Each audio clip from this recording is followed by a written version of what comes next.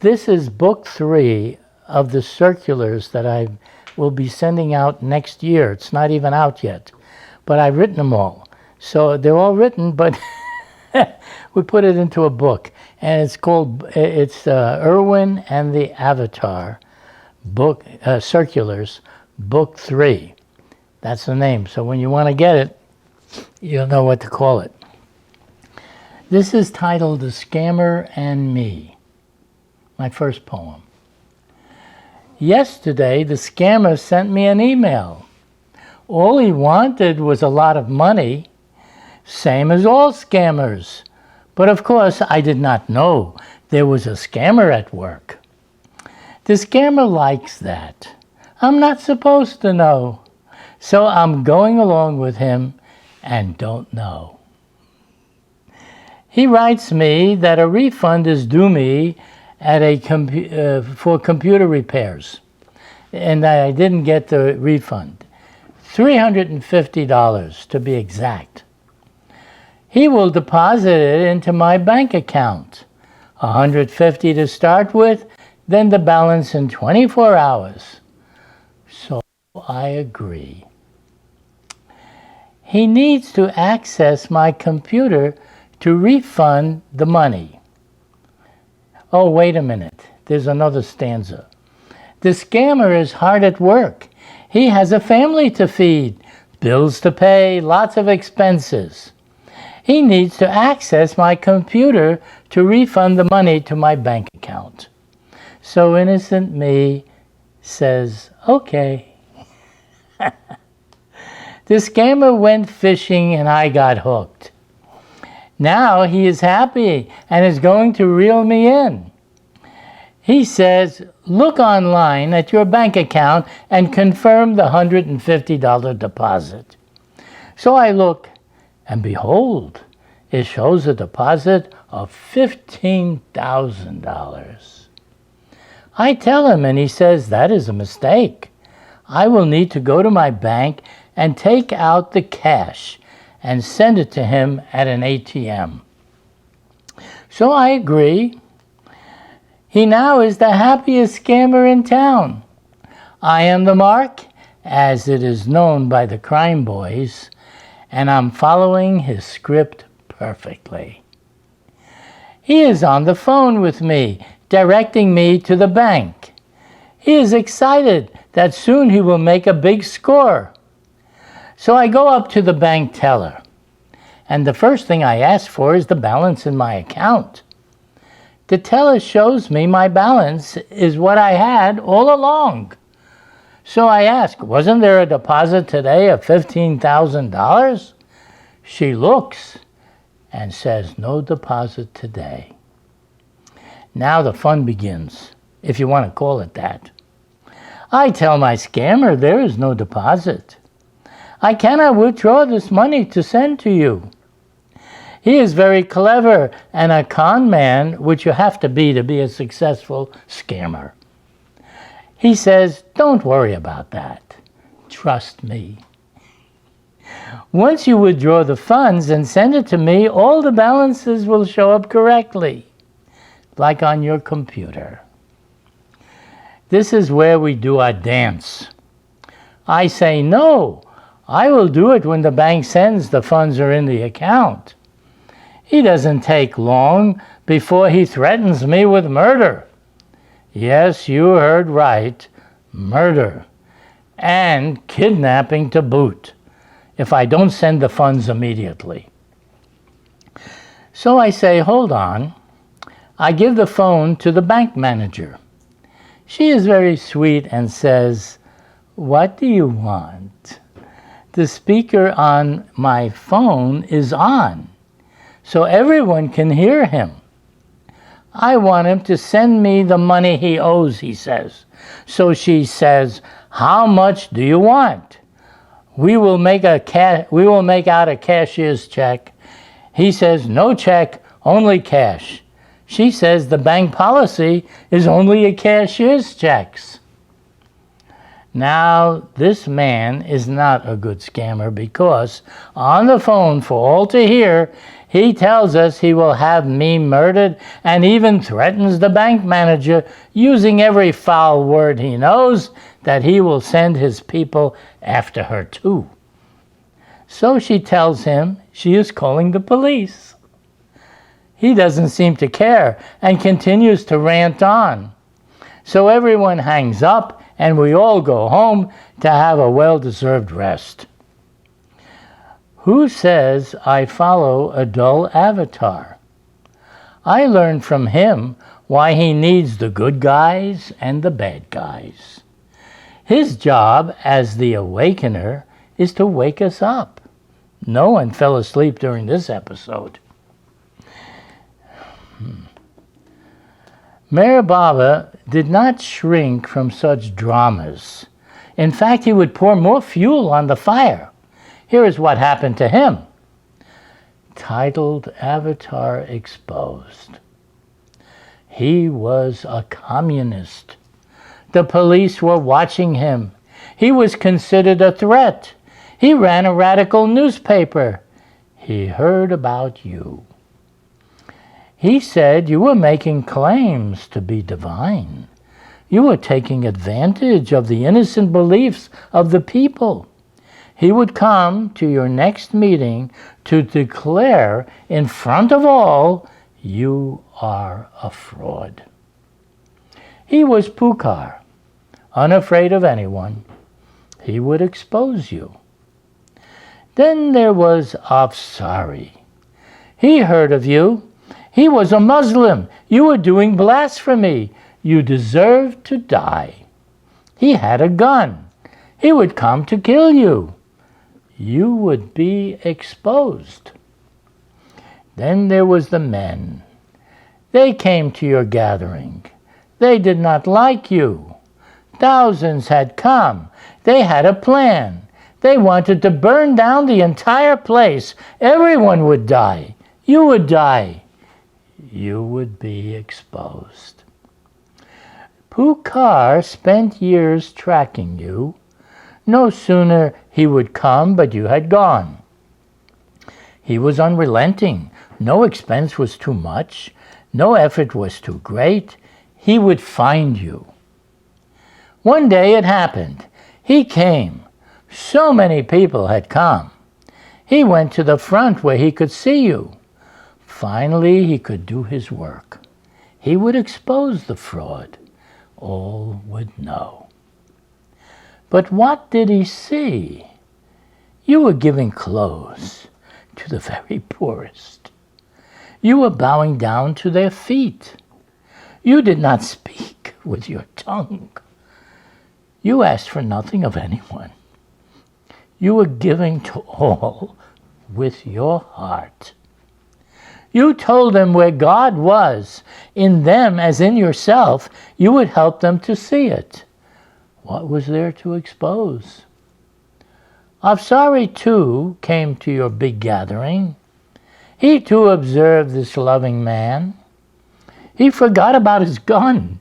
You pointed to him from the many who had come. You asked him what he wanted. Tears were running down his face. The men who had come to burn the place down, first they got in line to pay respects to you. With folded hands they came before attempting their deed. One of them went behind the stage to light the fire. No one would see him. You mentioned to a huge man to run behind the stage. He immediately chased the fireman away. The plot was foiled. All were safe. Now the men were sitting on a wall. The happy cheering crowd drowned out the taunts from these men. You explained, whether you cheer me or jeer me, none of you see me as I really am. Pukar, it is told by him, when he saw the avatar, he stripped off his own clothes and gave it to the Great One.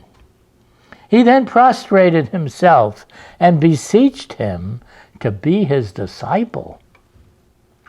Avsari too said what he wanted. I want to follow your ways. Accept me as your disciple. Their missions were accomplished. They exposed the Avatar for all the world to know. Love to all, Erwin Luck. Meher Baba. Jai Baba. And that's the way it works, with the Avatar. You never know. Now, the second one in my book is titled Divine Presence, Consciousness, and Your Family. It's a long title, but that's what it is.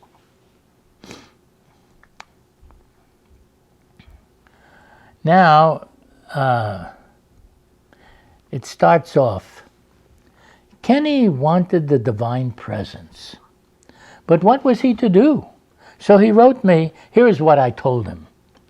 Dear Kenny, you want to feel his presence? You can start by feeling your own presence. The presence you feel as your own is the same presence everyone feels as their own. There is only one presence in existence. It is his presence you feel as your own. However, you feel his presence in a very limited amount. You can try to expand your awareness of your presence to gradually bring it closer to the unlimited presence of Baba, which is the same presence everyone feels. Consciousness is also unlimited. All conscious beings have the same consciousness. There is only one consciousness that exists. Everyone has the same consciousness. What makes it appear different for each person is the mind impressions that each person's consciousness views. That is what is each person's individuality. Once the mind disappears, there is nothing to limit the consciousness from viewing itself as being in everyone. So how do I get rid of the mind that prevents the self from being conscious of itself everywhere? You can't. That is why every attempt you make using your mind does not succeed.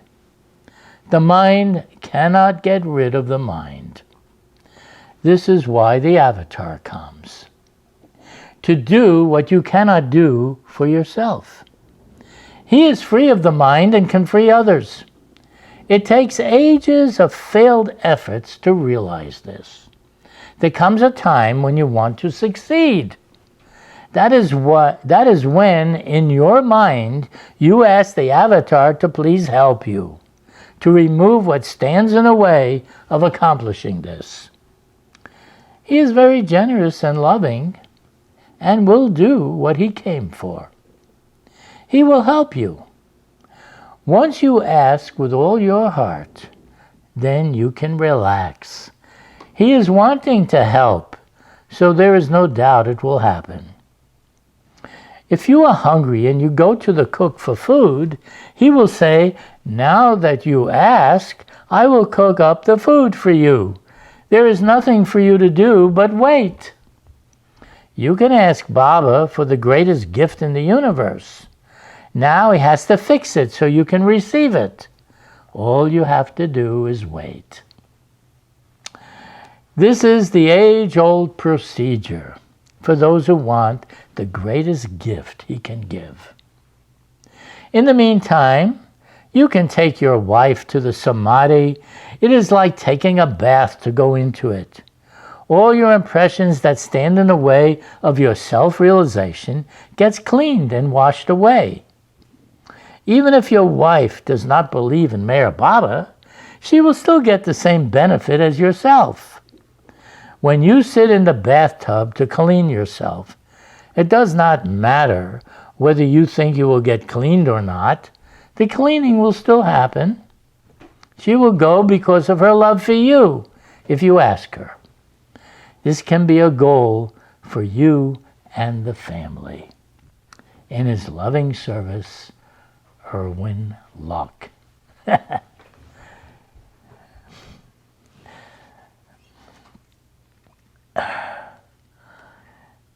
You know, these poems really tell you a lot. I hope you can get your head around it. Because if you can, then you'll understand something. Because they have a certain depth to them. Okay, let's see what else. All right. Now this one is called Better Late Than Never. Okay? Well, we'll see what that says. He told everyone what time to come, but then he was early. He said, "Where is everybody?" No one had come.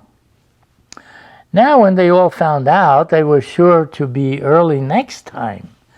Time was never the same for him. You had to anticipate the best you can. One day he said, using his alphabet board, he would break his silence in the Hollywood Bowl. The women disciples were excited. They would invite the elite of Hollywood, movie stars, directors, and all the common folks they could tell. Then without warning, he declared that he would take a slow boat to China. What was Princess Normina Machiavelli to do with all the important people she invited? He told her, "Tell them whatever you want. I have work to do for the people of China." Later he said, "If you want to know when and where I will break my silence, it means you haven't understood the meaning of my silence." He also stated, "When the word of my love breaks out of its silence to speak in your hearts, telling you who I really am, then you will know that is the word you have always been longing to hear." Time is relative. Einstein said so. He only discovered what's been going on forever. Time for you too was never the same as for all of us. When I asked you when you would reveal God to me, you said in 6 months. I accepted that. I have been waiting an eternity, so what was 6 more months?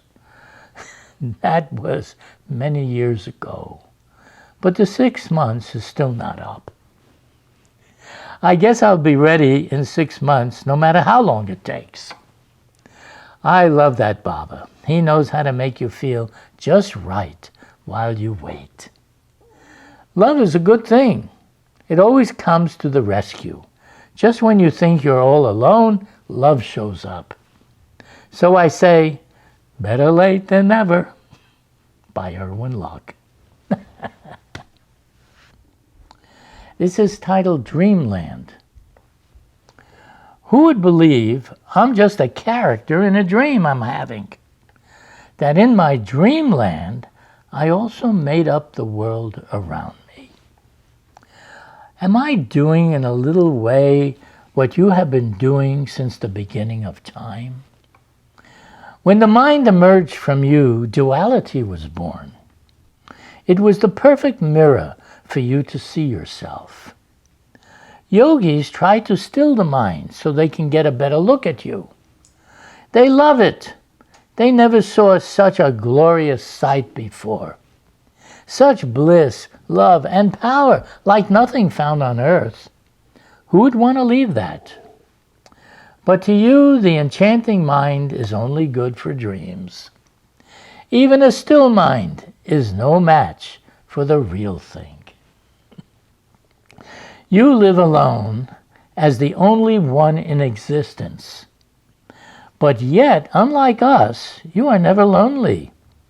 You have your own infinite self-fulfillment to keep you company. The glory of such a divine selfhood cannot be understood with the mechanical mind. which is good for grinding out endless thoughts and every kind of feeling that our mental and emotional bodies can produce. The wonders of your infinite consciousness can give any dream for anyone to enjoy or suffer. Kings and beggars are all illusions that you produce. I am just another character in your dreamland, but I feel so real. It must be because I am made of nothing but you. How about that? By Erwin There it is. Now, we'll go to the next one, which is God, Science, and Me. I like science. I like God. I like cars, internet, cell phones. Science made these things that the world would have called miracles a little as a couple hundred years ago. I like the infinite state of God. This is the consciousness that is in everyone and everything, from the smallest insect to the God-man himself. I love all he would say. I am everywhere and everything. Only consciousness can experience that. How do I and everyone I know fit into this? Talking about the future and the wonders science will bring about, or the mysteries of God and the wonders about myself, I have yet to find this is too much for my little brain to absorb. All I know is that I am walking in the footsteps of those who have gone before me.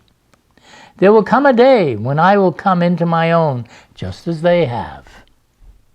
Even to be what I always imagined God to be. I would not have known I had such a glorious future had you not come down from the highest to tell me that. Thank you, Mayor Baba. Erwin Luck. This one is titled, He is Not in the Body Now. I sort of miss the good old days when the Lord of Life was in the body. It was more fun that way. Good old Dad tried to stop us at every turn from going to see Baba. If it weren't for him writing to Baba to complain about me and my brother Edward, we probably never would have gotten so many letters from Baba. So those were the good old days. Everyone loved Baba in their own way, and he also loved us in his own way. Baba would tell us things like why the population of the world has become so great. Because there were so many souls in this vast universe who were incarnating on this earth to take advantage of the avataric push. Also, so many from highly scientific worlds were also incarnating here for the push. So as a result, science has been advancing by leaps and bounds like never before. That evolution is never frustrated. When one species becomes extinct, the soul's evolving consciousness enter another species. He said that is the case with monkeys entering the dog and cat forms. By their association with humans, they catch human impressions before being born as humans themselves. He told the world many things, but the most important thing he wanted of me, so far as I am concerned, was simple. Stick to me. Wherever I go, you will go too. Who knew he liked having me along? Love that Mayor Baba. Erwin Luck. Yes, indeed. The title to this is I Want Toys. He was 4 years old. He saw a Mayor Baba movie that I produced. The God-man in the movie said, I will give anything to whosoever wants from the bottom of their heart. He really did say that, So my son tells me, Baba said you should get me toys. He said in your movie of him that he would give me anything I want. I want you to get me toys. What was I to do to defy the innocent request of this young lad interpreting God's words to mean this? How do I know the Lord of everyone wants me to do this? I need a sign from him. I didn't have to wait long. The toy store calls me up and tells me the train set I ordered 6 months ago came in and I should get it. The next day a box comes filled with toys from Erwin from his grandparents. I'm impressed. Did God actually hear this? But no, my rational mind is also at work. Coincidences also happen. One day, for no reason, I ask my 4-year-old Tot if he ever sees Baba. He surprises me by telling me that Baba plays with him. He likes to run and Baba runs after him. They play together.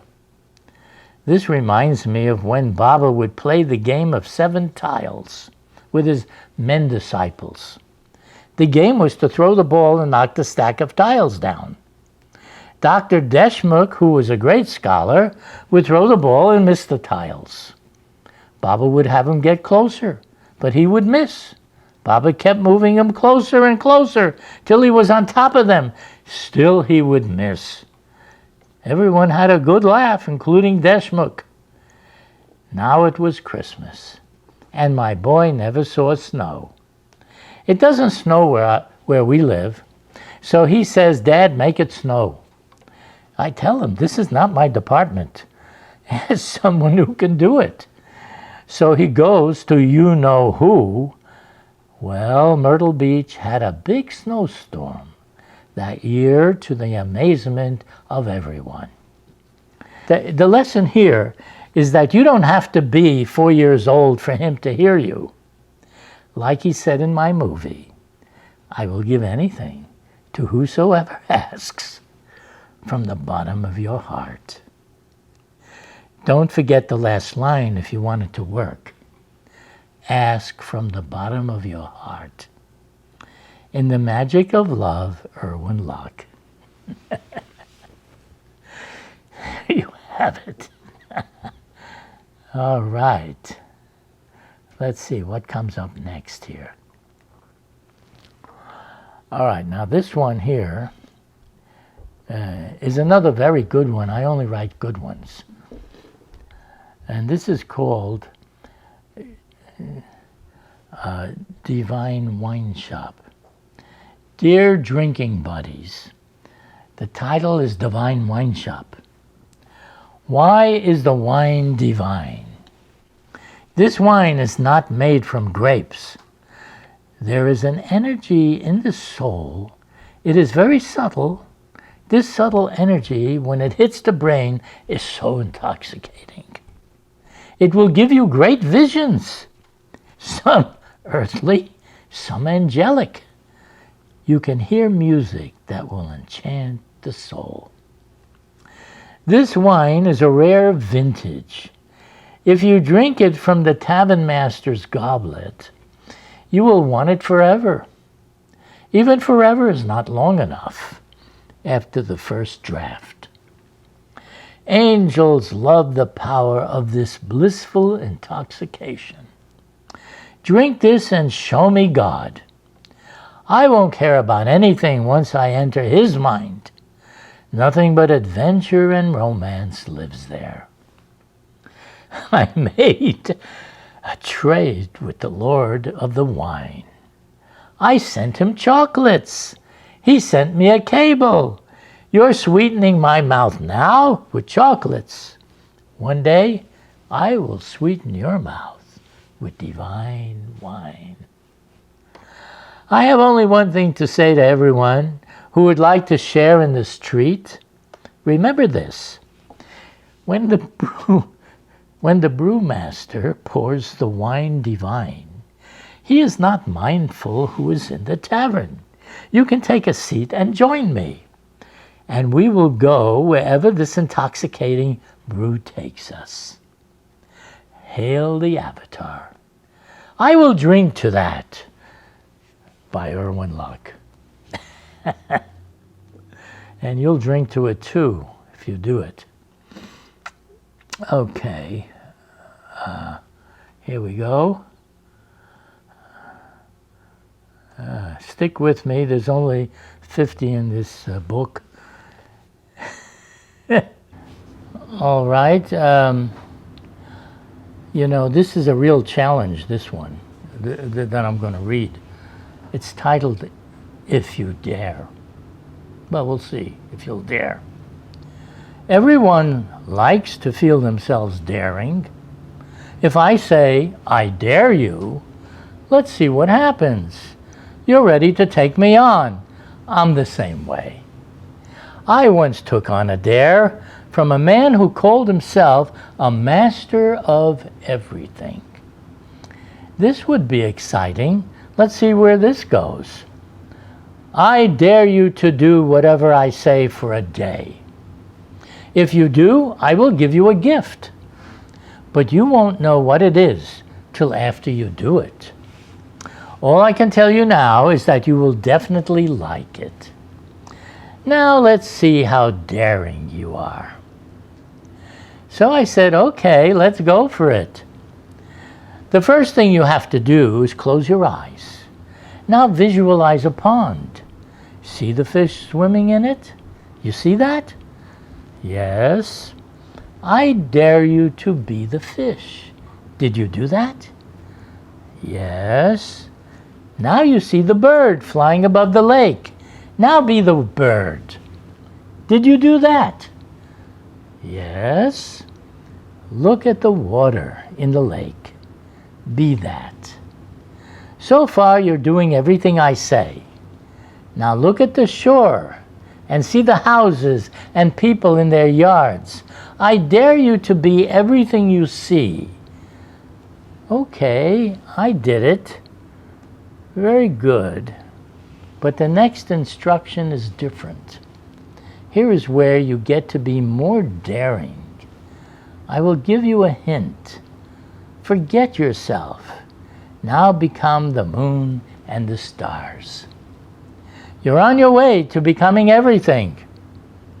That is just a taste of what the master of everything experiences all the time. Everything includes love. Now there is something everyone likes. Love is much better when it is unlimited. Hey, that's the way to go. Why not? I dare you. Dear Meher Baba lovers and friends, what do you want? Is happiness possible? And that's the title. Is happiness possible? If you ask anyone if they want to be happy, I have never heard anyone say no. Is God happy? I never heard him say no either. I know what makes people happy. Lots of money, a good family, a nice car, beautiful house, good health, lots of praise. Maybe all the drugs and booze you could ever want. Don't forget respect. That helps too. Hard to say if you miss any of these things, whether it would affect how happy you are. Now, how about God? I never heard it said he was unhappy. So what makes him happy? Well, being immortal is a good first step. How about bliss? That's not bad either. Especially when it turns out to be the bottomless well of ecstasy. Sounds good to me. God really has it made. And that's not all. I hardly scratched the surface. What about the peace that passes all understanding? Knowing the hearts and minds of all beings and loving every one of them. I think I left something out. Why God is not unhappy. He has a fondness for everything made by him, of course. So he likes me because I'm also made. He not only likes me, but he will visit me and ask me what I want. To be like you, of course. If I'm going to be happy, then you have it made in the sun and in the shade. Love that, Baba. Erwin Luck.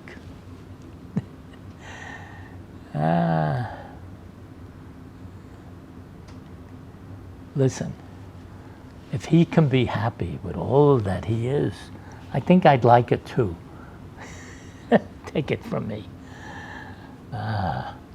Is it what you want or who you know? That's the title. I'm an odd one. I don't know what I know. Sure, I can say I know I have a TV or what my name is. I even may say I learned how big the planet is. All this, and maybe thousands of other details of my life, anyone would say, see, you know that. But once I go to sleep, I don't know any of that. Consciousness and sleep, two opposite poles in my life. But now the question also comes up as to who I know. You're only there when I'm awake. Otherwise, you too vanish along with everything and everyone else. Such a dilemma. Is there any advantage knowing you before the oblivion of sleep takes me away? Odd man that I am, you did something during my waking state. You gave me a taste of something irresistible I would gladly want to wake up for. Love, how sweet it is. Such a desire got born in me. Oh, Meher, I do not want to waste my time sleeping when this intoxicating nectar is being dispensed. You are waking me up from my slumber. It never was what I know that mattered. It always was you who I know. By Irwin.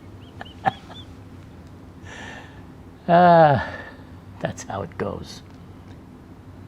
Now, dear friends and Meher Baba lovers, it doesn't get any better than this. That's the title. Lenny, I say, let's go to Meher Baba's Samadhi in India. I can't go, I have to work. I have others to take care of. I'm short on money. He gave me all the standard excuses. There was not even any new ones. Then Hurricane Andrew hit. He was in the salvage business. He offered to use his truck and helpers to clean up the trees for free. When they saw how diligently he worked, the city insisted on hiring him and paying him for doing his work. So I was ready to make another trip to Baba's Samadhi. Lenny, come with me. This time he said he made so much money, the hurricane is over, get me a ticket. This would be his first and only trip. We go into the Samadhi. He loves it. Baba must have made him very happy. He got gifted with a lot of love. Then it happened. As we're walking down the hill, he tells me the words he will never forget. It doesn't get any better than this. In his mighty love, Erwin Luck. This is a true story. They're all true, all my stories. Now, oh, this is always good. Politics and God.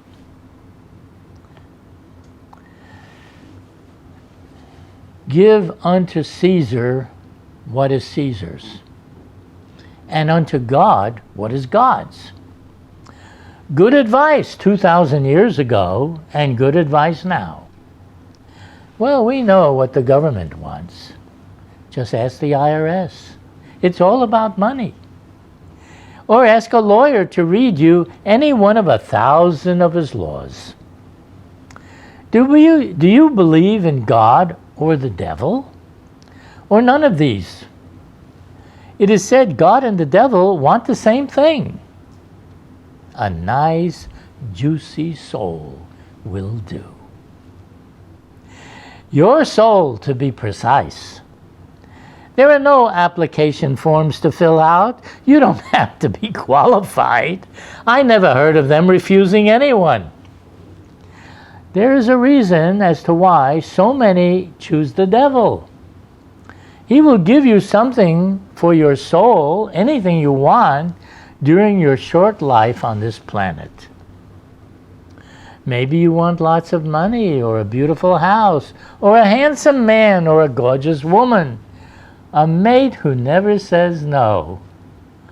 How about a fast car? Or you can be a politician. The devil gets many takers. They pray for him to come. Then there is good old God. Why aren't they rushing to him? You think because so many houses of worship, churches, temples, mosques, prayer halls of all kinds, that they want to know God? Or do they want all the things Mr. Devil supplies? What are they worshiping and praying for? Did I forget to tell you the difference between God and the devil? The devil will give you what you want.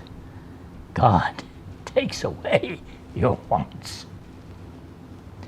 God and the devil really do get along quite well. The maker of everything likes him because he attracts those who want everything more than him. The great Lord is a lover. He wants those who love him for himself, not for what he can give you. If you want to two-time him, he won't say no. But he will call his friend the devil to take care of you. Then all the great and nasty things in the universe are yours to play with. And if you're an atheist and don't believe in such things, then I say, God help you.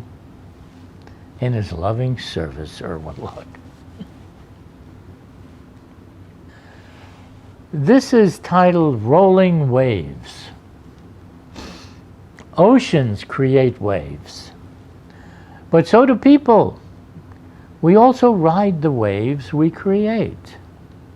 When Napoleon was asked how out of so many common soldiers he should rise up to be the one to lead armies of men, he said it was all about the wave. He happened to be where the wave was about to rise, so it picked me up. So many ideas come from the motion of the mind. It will inspire you. The mind, too, is a mighty ocean with its own waves. I was just a schoolboy. If there would be a test in some class that I thought I could not pass, I would not go to school that day. Then one day a wave caught me. No one knows when a wave will rise from under you like in the ocean, but when they do, it picks you up. In my case, I was going along in my mediocre way when I thought I will go to the movies. I will see the Ten Commandments. I like to see special effects. Moses parting the waters. I like to see movie magic. I came out of the theater and thought, does God really exist? Moses could talk to him. I wonder if I could also. What would he tell me? The wave in my life had come, and what a wave it turned out to be. It would take me to places I never knew existed. I would even meet the Eternal One in man form. Now, I liked hearing stories of how he became what he is. When he asked me what I wanted, I said, I want to be like you. I'm telling you who read this, I feel like I'm riding a giant wave. But I don't know where it's going. I look around and see others riding their waves too. I'm in an ocean of waves. I wonder what will happen to me if I were to dive down under the waves. I heard that is where you live. No wave can push you around, but sometimes you come to the surface of the ocean to ride the waves with us. But when you dive back down, you take with you so many of us. We leave our lives behind to enjoy the silent depths with you. Love, Erwin Luck. That's the way it works.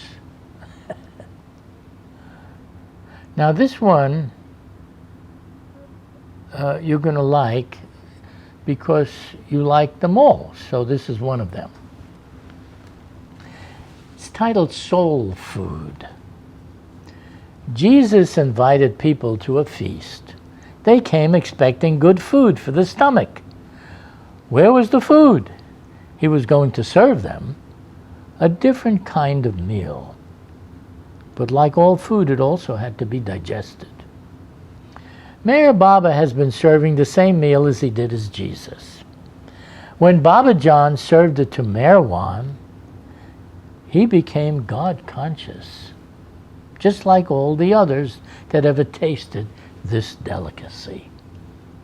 Throughout the ages, millions would follow the one who ate this dish.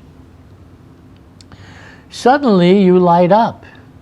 Beauty, power, love, supreme knowledge, self-realization of your unlimited being, the boundless creator you become, the musician who plays the heartstrings. On and on it goes, and this is just a mere taste. So when Jesus invited the people to his feast, or Mayor Baba now invites you to his table, it has taken ages to get this invitation. Don't hesitate. Who knows if such an invitation will come again. Mayor Baba by Erwin Luck. Well, first I'll say, dear Mayor Baba lovers and friends and seekers of knowledge, here is one for you, titled The All-Knowing One. There was a time when I told the All-Knowing One he was absolutely right. When I said this, he looked at me in his knowing manner and just smiled. I was sitting next to him in the back seat of the car. I thought this is my chance to ask something. So I asked if Shariu Teswar was a perfect master. He said, "Did you come all this way just to ask this? You could have written." So I had the opportunity to tell the avatar he was absolutely right. So one may say, where did he get this knowledge to which nothing can be added or subtracted? How does he access it? What does he do with it? If you know everything, you would know how to do anything. Is he all-powerful too? How do you know he knows everything? Like my Judy said, I don't know all that. I just know I love him. Then I remembered, love is the only power that can make you one with everything. Then you know everything as naturally as breathing. But who to love? When, where, and how? I love you now, right here, and with all my heart. That is not so hard, so long as I mean it. Actually, the good news is anyone can do it. You think not? Try it.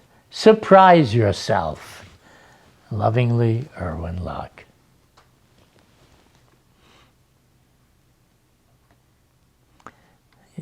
Boy, what a surprise you'd get. Now, this is titled The Authoritarian. The man was a dictator. He liked things his own way. The army would follow his commands. The police, the special forces, politicians would support his every move. Why did they do this? History records the reason. Do or die. Such a simple reason. When I was in the Air Force, Mayor Baba wanted all those who want to do, as he says, to keep silence for 24 hours. So I am on KP mopping the floors, and I am silent. A man comes up to me. He says he read a book telling of opening the mind's eye. He wants to know why I am silent. I write for spiritual reasons. He says, tomorrow I will come. Will you speak? So he comes the next day. I tell him of the avatar.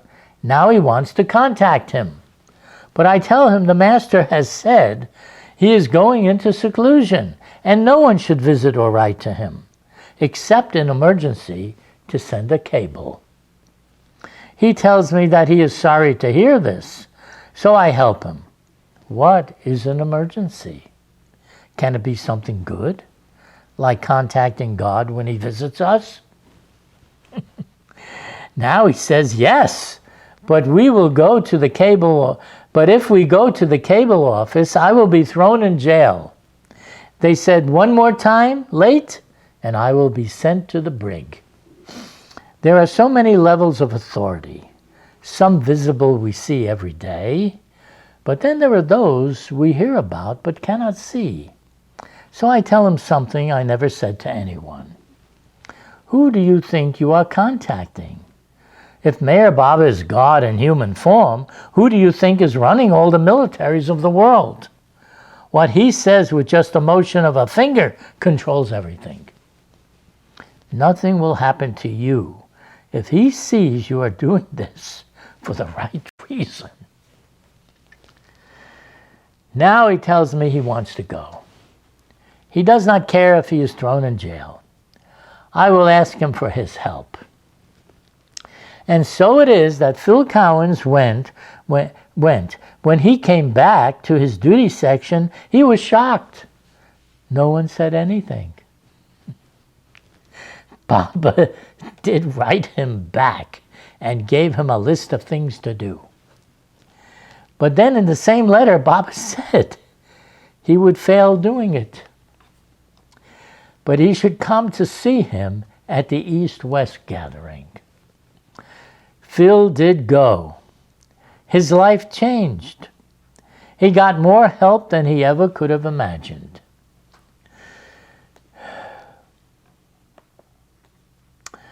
There are levels of authority in families and groups and governments, and then there are those in the spiritual realms that govern vast areas in the subtle worlds of energy and the mental worlds that we just hear about.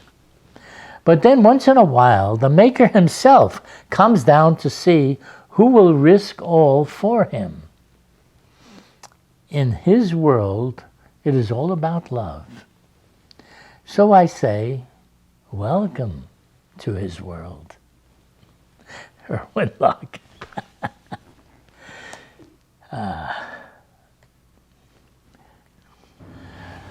The best news yet. This is the title. And a good one it is. This is the best news for all the dead and live people. You have no worries once you understand this. You have a subtle body of energy. The dead are not as dead as you may think. They too live in the astral, subtle, and mental realms according to their mind impressions that they have to work out. As for the living, we have to do the same thing in the worlds of matter, otherwise known as the gross plane. Still, in all spheres, worlds, dimensions, wherever you go, there is love, music, dancing, and art and entertainment, and every pleasure known to us. So things are pretty good as you make the grand tour of everywhere. not to mention the incredible bliss that the masters have and tell us about. It's all part of the journey. The great adventure where no one can die, no matter how many get killed by accident, disease, murder, old age, and war. If the old body doesn't make it, get a new one. Standard procedure. This has been going on for ages. Nothing new about this. Like 12 Coats, as he was known, who was hardly conscious of this world because he was a must on a higher plane of consciousness, when he was asked why his fingers were so distorted, he said because he had fallen out of a tree. But then he said he could take a new body anytime. Everyone in the body has been doing this so many times you would think we would be used to it by now. It all has to do with memory. I don't remember a thing. What happened to me before or after, I don't know. Scary, isn't it? Good old fear. What a driving force that is. That will keep you awake like nothing else. But then that's the point. The master of masters comes and tells all the sleepers who think they are awake that they are living in a dream.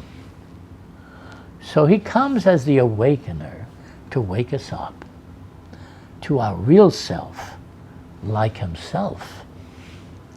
This is called the spiritual path. Following someone who is awake so you can wake up too.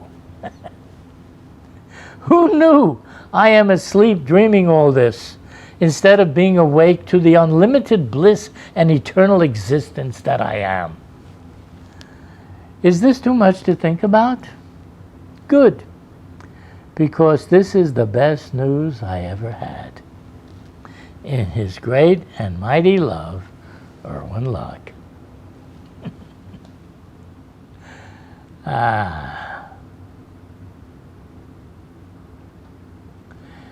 Yes, now we come to another one here. And this is called The Caseworker. The title of this is The Caseworker. He seemed like an ordinary man, no one special. He had a nose, ears, and a mouth, just like me. Just like everyone I know. But behind that facade, a different person lived.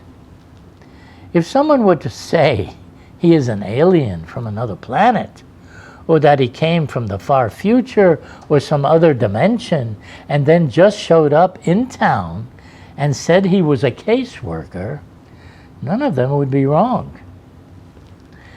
Can I help you? What's wrong? All day long he would be asking this of everyone. I can help you. I know all about you. I did meet someone like that. I think it was him. He was definitely a caseworker, even though he didn't call himself that. My case was a beaut. I was troubled with many questions. I was not knowing who I was, why I was, and had absolutely no control of my life, or what would happen to me at any moment. So my brother is in the library and finds a book about a man who says he can help anyone. He tells everyone plainly that he can do this, because where he comes from, this is not hard. I liked him right away and wanted him to take my case. So I went to see him. He smiled a lot and seemed genuinely happy. People would write to him, and he always seemed to have just the right answer for everyone. I found out he wanted people to become like him, so they could be happy and not worry over anything. One day he told me, when I was about to leave for home, distance means nothing to me. Time and space are no barriers for me. I will be with you wherever you are. Boy, was I glad he took my case. So many people have come to know of him because he took their case also. They call him by many names: Beloved, Lord, Truth, Beauty, Consciousness, God, and even the Nameless One. I call him Meher Baba. And his ever-loving self, Erwin Locke.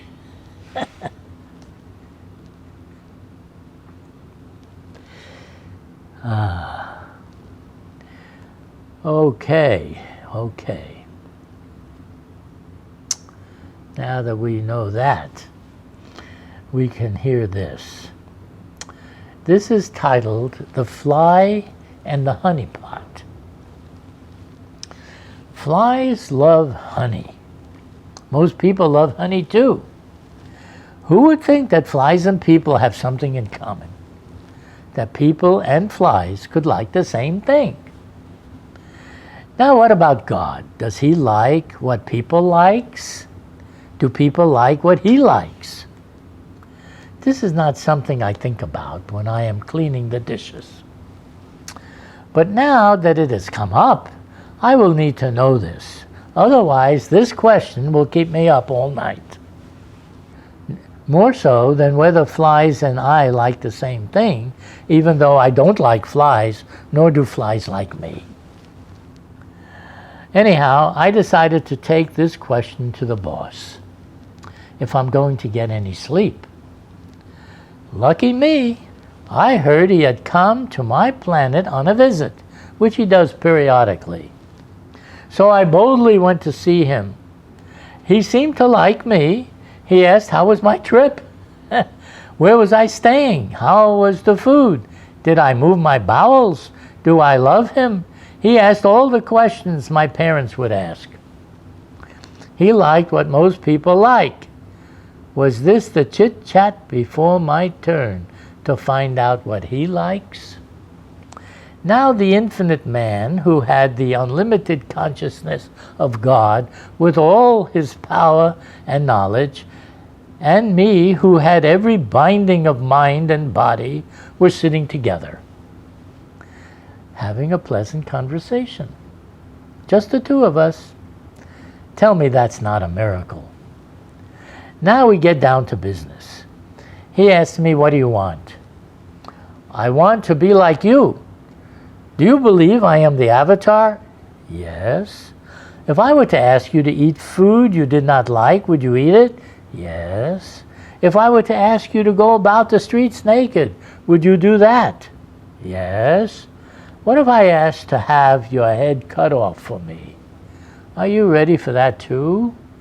By now I stopped thinking. I could only say yes. As the years passed, I can only say that he did not do the things he tested me on that day. What he did do was tell me and my brother that he would give us the highest experience, and we would know him as he really is.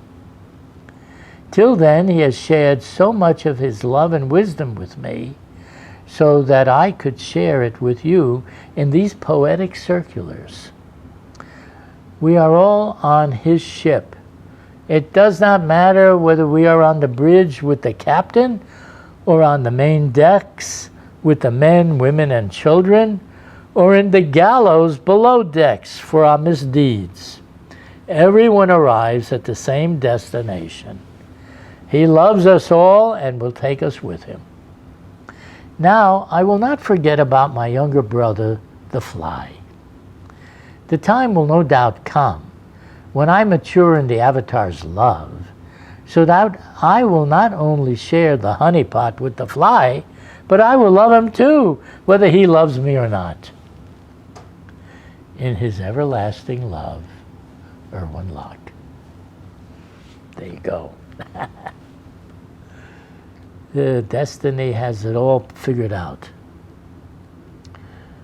That was number 20 in my book. And here we go with another one, this one here. Okay, now this one is titled The Gambler. Dear Meher Baba lovers and friends, who would like to be the gambler who never loses? Try this. He was very proud. He was a professional gambler. He loved casinos. He knew how to win. But he was also smart. He would make sure he never won enough for the casino to notice. He would go from one to the other to make his daily fortune. As the fates would have it, someone higher up on the evolutionary ladder did notice him. He was a grand master, but he arrived incognito. He was out to get this man who thought so much of himself. It was time for him to move on. So he dressed himself up in a silk suit, a diamond stud in his tie, flashy gold cufflinks on his shirt sleeves, a black cape around his shoulders, a gold chain around his neck, and silver, gold, and diamond rings on his fingers. When the gambling man saw this, he drooled, thinking this is the best mark he ever saw. Dollar signs flashed through his mind. Then this fine gentleman sat down at the gambling table to play cards. So the gambler sat down too. The master turned to the gambler and said, "You can cut the deck. If the card you turn up is red, I will give you my gold chain. But if it is black, you need to rub your nose on the floor. We will do this 3 times. You have 3 times to win." Now the gambling man saw the odds in his favor and quickly agreed. But the master, to make the game fair, forewarned the gambler who he was, and he could not possibly win without his permission. The gambler was not stupid. He also believed in the spiritual world where anything became possible. But he thought, not this man who dresses in fine silk suits with diamond rings and plays cards in a gambling hall. He is a fake, if there ever was one. A true yogi would be dressed in a loincloth, look down on expensive things, and never gamble in a casino. So he cut the deck, and black it was. It was humiliating, but he did rub his nose on the floor. Again the deck was cut. Again it was black. Again he rubbed his nose. Now he was having second thoughts. Who is that man? Once again he cut the deck. Black it was. Again he rubbed his nose on the floor. This time he felt ashamed. Now the master got up and took off all his jewels and offered the man a choice. You can take this and leave, or you can stick with me and do as I say. What would you do? Now I will tell you, I made up the above story to prove a point. But now I will tell you a real story that really happened, very much like my made-up story. Francis Brabazon did come to visit Meher Baba. Baba said to him that he would give him anything he could desire. He could decide whatever he wants, or you can do whatever I say. For 10 years he lived with Meher Baba and did whatever he said. He had no regrets. For 10 years I visited and followed Meher Baba. I too have no regrets. Now it is your turn. What would you choose? In his loving service, Erwin Luck. What are you going to do? There's always a good one up ahead. All right. This is titled The Man Who Prayed. When a man prays, He expects someone to be listening. He is not disappointed because sound travels in all directions. The ether is vast, and unbeknownst to the man himself, the sound is also multidimensional. It cannot help but go everywhere. You can't go anywhere where this prayer is not heard. The one who it was intended for cannot help but hear it. A son calls out for his mother. Even if there are hundreds of people in the crowd, they will all hear it, so will the mother. But the call was for her, so she alone will respond. It all has to do with love. Every call is a prayer to come. It is the path to yourself. When the great God hears this, he becomes helpless. He can't stay where he is. He has to rush over to catch the love while it is still fresh. He lives for this. Prayers are answered with love to the joy of the great God and he who calls upon the Great One. I know this is true. I once called out to him. I was in distress. Nothing on earth was wrong, but I was impatient to see the mighty one, and I became desperate. Then I felt something happen. This is true. I knew my call was heard. The sound of my voice penetrated the space between us. I felt a movement by him to consciously draw me. In that moment, I knew it would happen. Now I am telling you all who are hearing this now, the day did come when he enfolded me in his arms, kissed me on my cheeks, had me sit by him, and did tell me that it was his will that made it possible for me to come. I was not to worry about anything. His nazar, his eye, was on me. The beauty is I am not exceptional. This is not just my story. When the time is right and you make the call, the story is yours too. By Erwin Luck. All right. Now comes this one. A lot of people felt a lot from this one because they wrote to me about it. It's titled The Protector. Everyone needs protection. Bad things can happen. The protector is on the lookout for those who call upon him. He can protect anyone from anything. Once he enters your picture, you are safe. The world is as stable as can be for a planet that spins around a sun. Danger from the forces of nature or from man-made causes is always present. So I say it's a good thing that there is the protector. Here is what happened to my sweet Judy. She was just a teenager. It was night. The local mugger saw her and decided to do his dastardly work on her. He wanted to also take every advantage of her body. He was strong, she was weak, so he thought. As soon as she saw him and his evil intentions, she called out to the protector. Suddenly, all the windows on the block began to open. So many people peered out.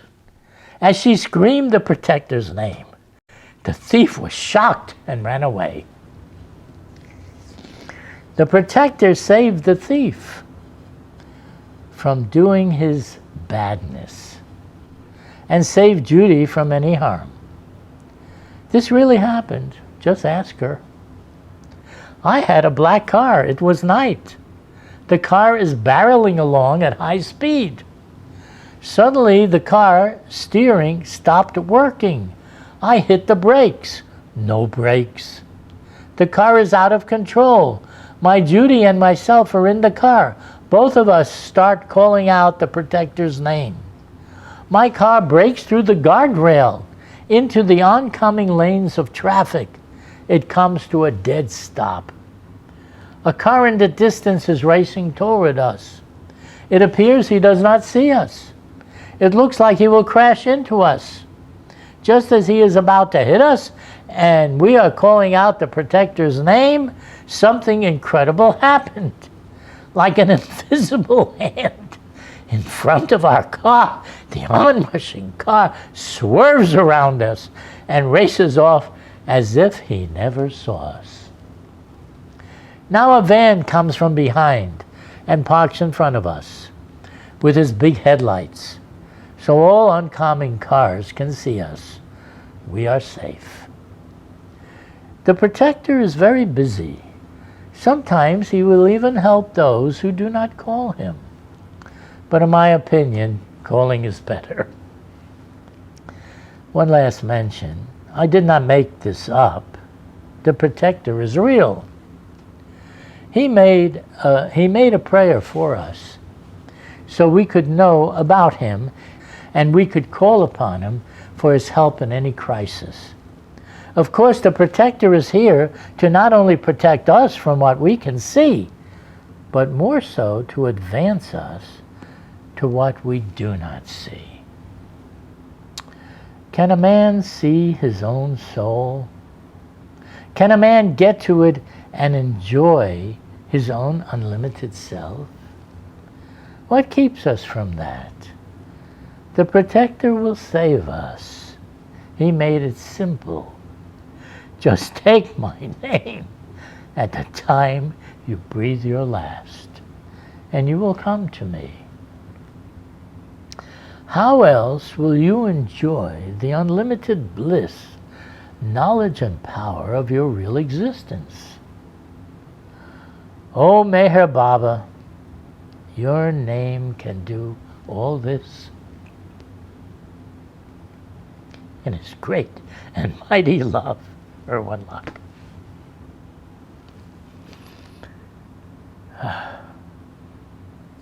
Now, this one is important because I don't write anything that's not. And this, this is the title, The Purpose. And when you hear it, you'll know why. The man told my father he wanted to commit suicide. He was a wealthy man. He made his money in the mortgage business. But now he was without purpose. Nothing he had was enough. Suicide was his way out. So Dad asked him, "How will you do this?" He said he would jump out the window. We were on the 18th floor. So dear Dad told him how thoughtless he was. You will jump and make a terrible mess on the sidewalk. It will be a big job for someone to clean up. So Dad told him to sit down and tell him all about it. Meher Baba was walking on the road with his men. A man came up to him. He said, "I don't know what to do. I have no more purpose. My master died. What will I do now?" So Lord Mayor asked him who his master was. When he heard the name of the master, he told the man, "His master was so great, he has seen to you. You have nothing to worry about." Now the man felt relieved. How words, sounds from the mouth can do this. Maybe you thought of escaping too. All because there was no purpose to go on.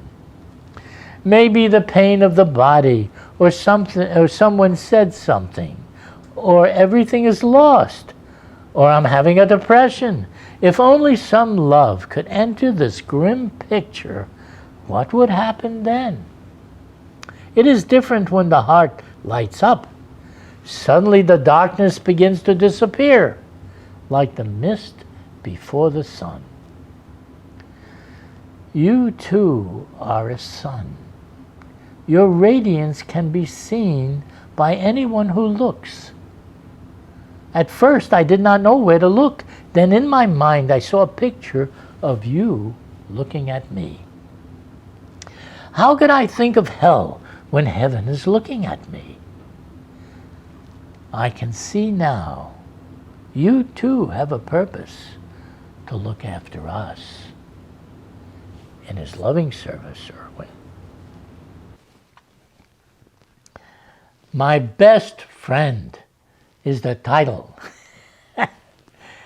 You're going to like it. I don't have many friends. It is amazing that I live in a world of billions of people like myself, and I have so few friends. Once in a while, someone comes over and we talk. Maybe we even share some food. I liked Mayor Baba because when I visited him, he was so friendly.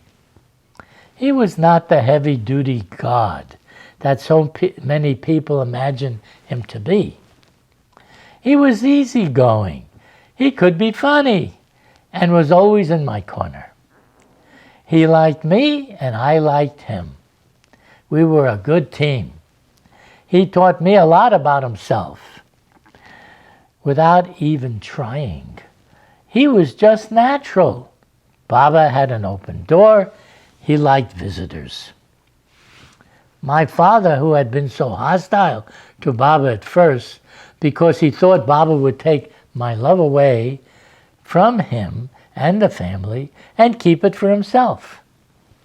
So when he wrote to Baba his nasty letters, Baba would answer him. He would tell Father that he was happy to receive his concerns, but not to worry, because he would instruct me and my brother Edward to care for him and help him with love. Baba would say he wanted there should be family harmony. That would make him happy. Soon Father liked getting letters from Baba. One day he was telling me about his friends. He would complain about each one's faults. So I asked him if Baba was his best friend. He replied, "Baba understands me. Yes, he is my best friend." If you want a good friend, get one who runs the universe, enjoys the infinite bliss, and has unconditional love, and wants to help and care for whoever seeks it. But most of all, has a great sense of humor and likes you. So if anyone asks, who is your best friend, you'll know who he is. In his loving friendship, Erwin. There you got it. You got the best friend that you can ever have. This is titled The Warning. Well, that ought to get you going. No one told me this would happen. It was a surprise. Only God could do such a thing. So I thought, but people too must have God in them for this to happen. The heart of a man is not to be underestimated. It can do surprising things when called upon.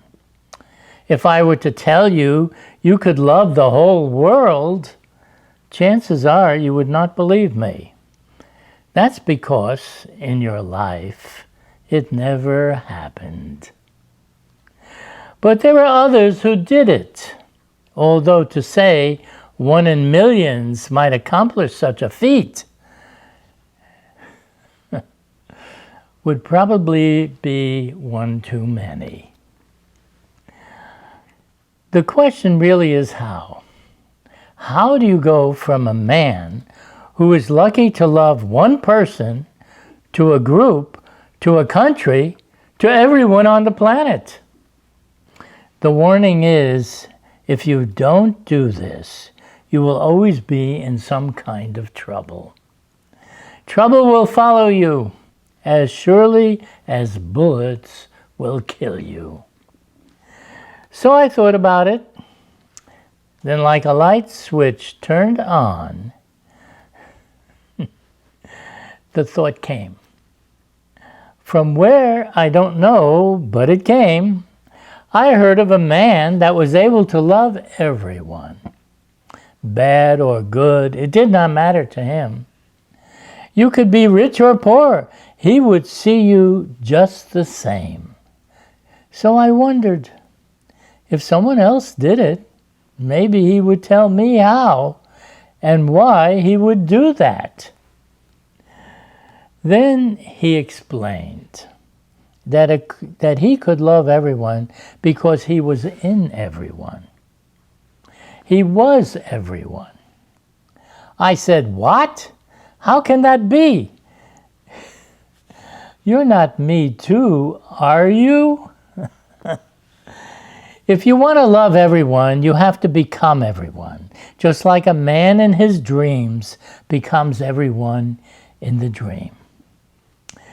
You live a life in a dream where anything can happen. So there are always unforeseen troubles. But then he says what he understands, everyone's feelings, hopes, situations, aspirations, fears, passions, cares, and why they feel separate from love. I am everyone and can help everyone. Boy, is he a good man to know. What will you do for me? I asked. Everything. In his all-pervading love, Erwin. Now this one is titled Truth or Consequences. Who knows the truth? Are there really consequences? I went to a man who told me the truth about God, man, and beyond the mind. Who knew such a thing could be told, especially to me? But now I know this.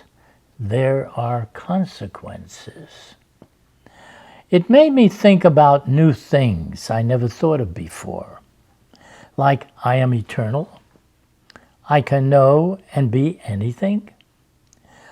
I can help anyone in any need. These are consequences I cannot ignore.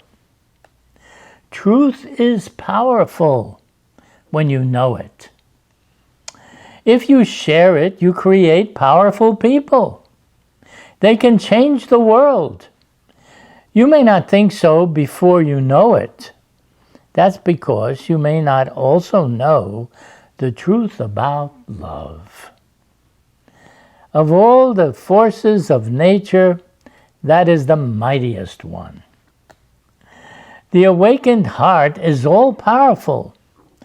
It can make you do anything, know anything, attract anything or anyone.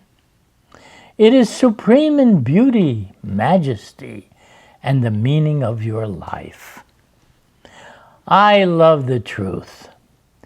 Mayor Baba, I'm glad you shared it with me. The consequences are divine. In your loving service, Erwin.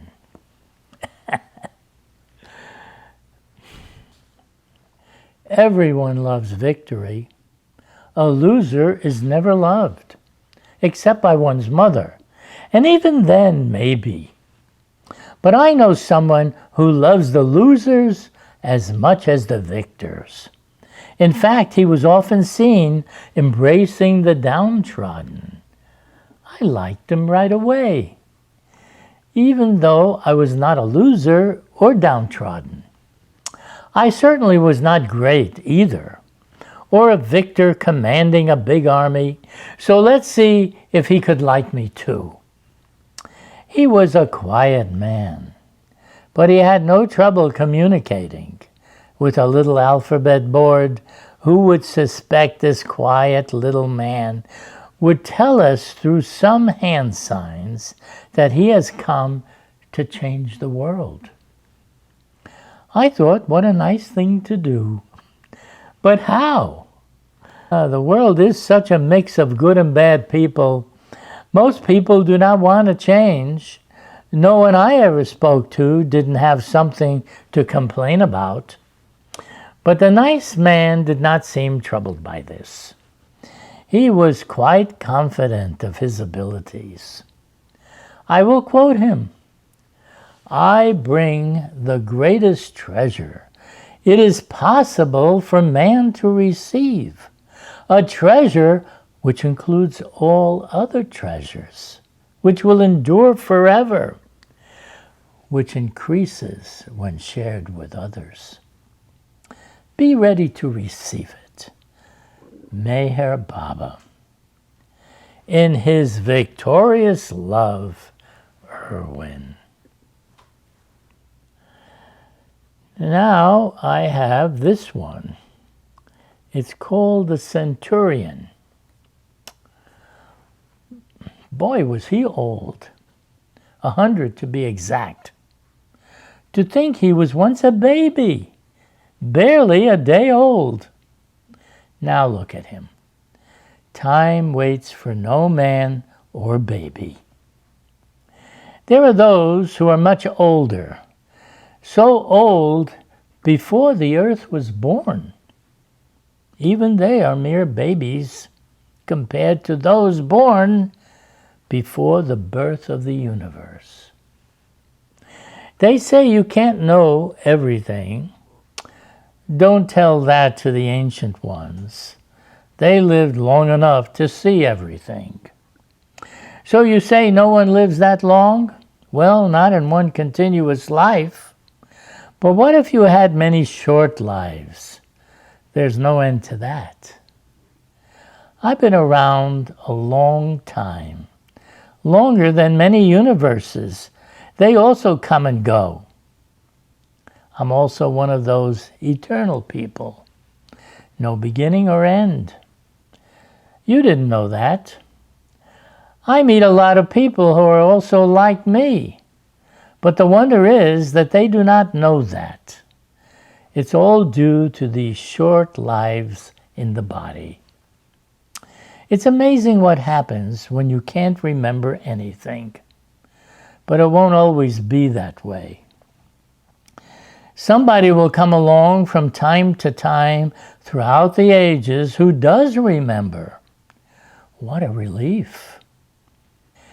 He will tell everyone the truth. Time is always now. There is no beginning or end to that. You always were, you always will be. Remembering was all that was necessary. Oh Lord, who would have thought that your eternity is in me too? Love that Lord who is in me too. Erwin.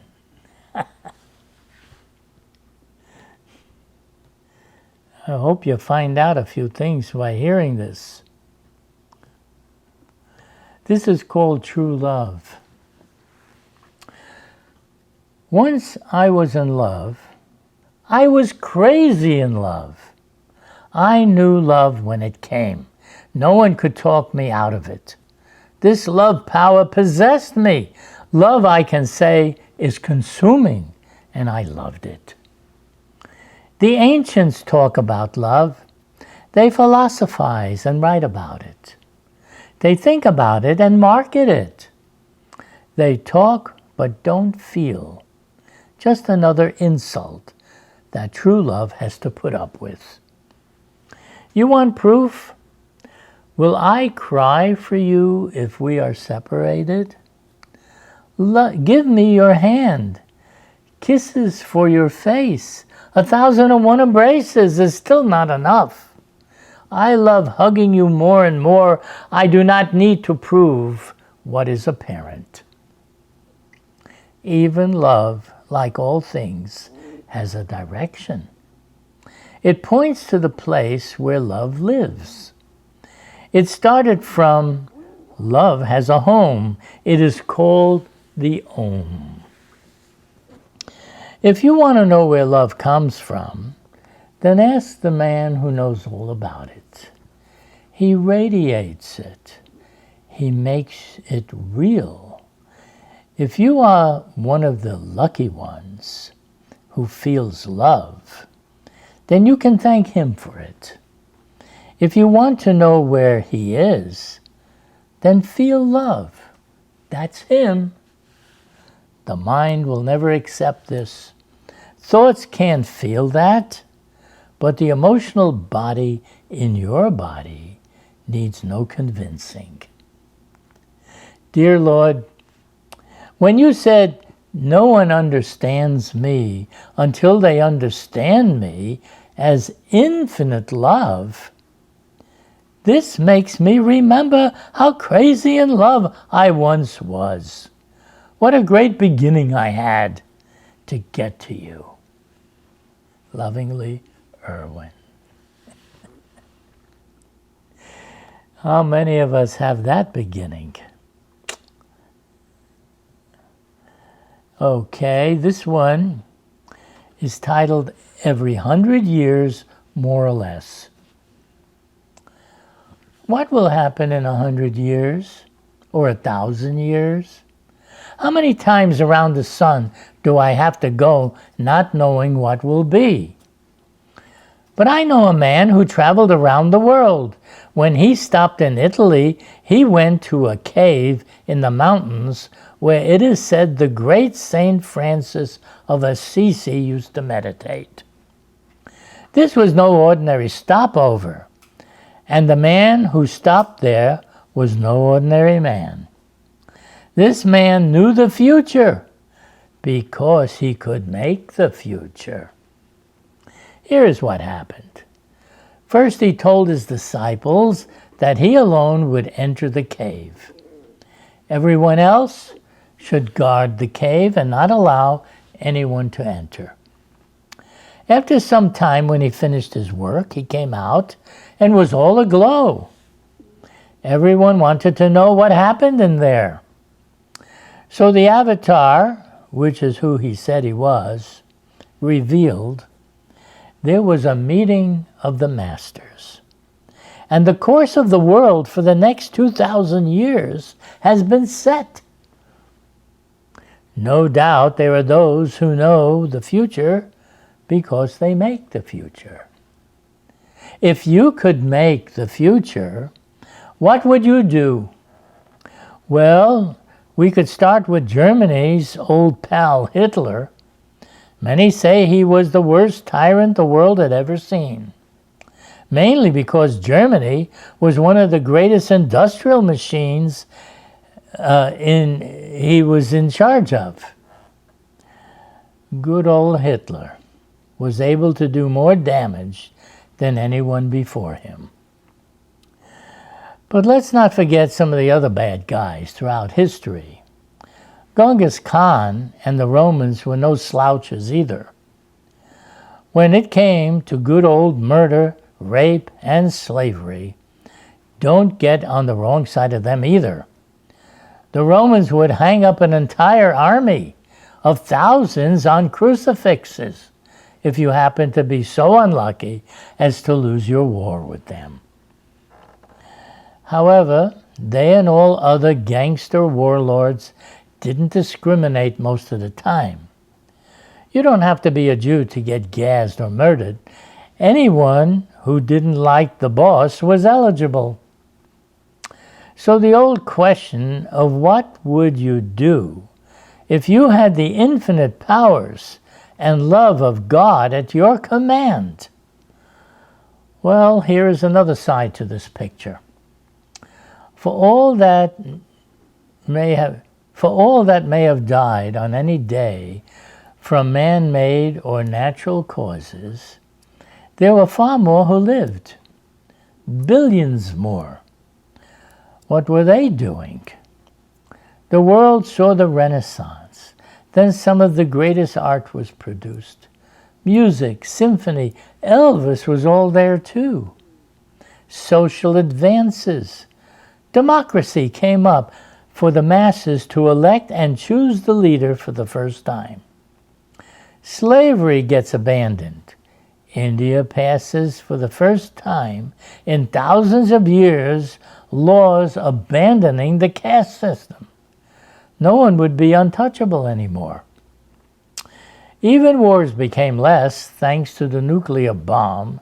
No major country would attack another who had the bomb.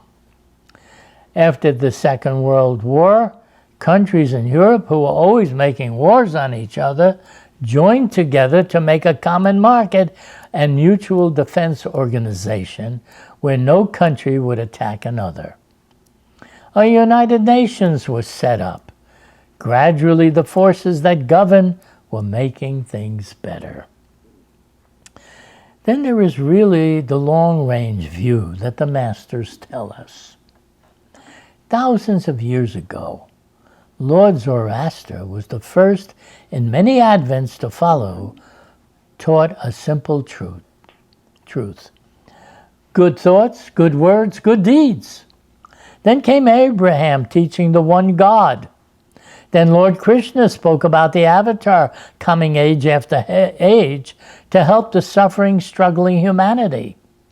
Then Buddha the Enlightened teaching it is possible by following the Four Noble Truths and the Eightfold Path to gain enlightenment yourself. Moses and the Ten Commandments, not to be written in stone only, as many believe, but meant to be written on your heart to be lived. Beloved Lord Jesus, who came and gave a new commandment that was as old as time itself. Do unto others as you would have them do unto you. Muhammad too told his chief disciple Ali, if you want to know me, try your utmost to control your anger and transform it into love. Now Meher Baba, which means the compassionate father, tells us, don't despair, don't worry. I have come to help you to help yourself to know your real self, which is God. So again, if you were in charge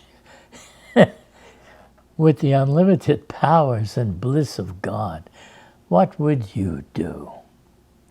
According to Meher Baba, the God-realized man in our age, this is where everyone is headed, whether they realize it or not. In his loving service, Erwin Luck.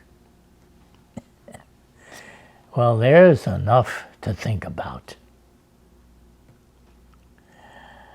And this one is now titled, Before I Was Born.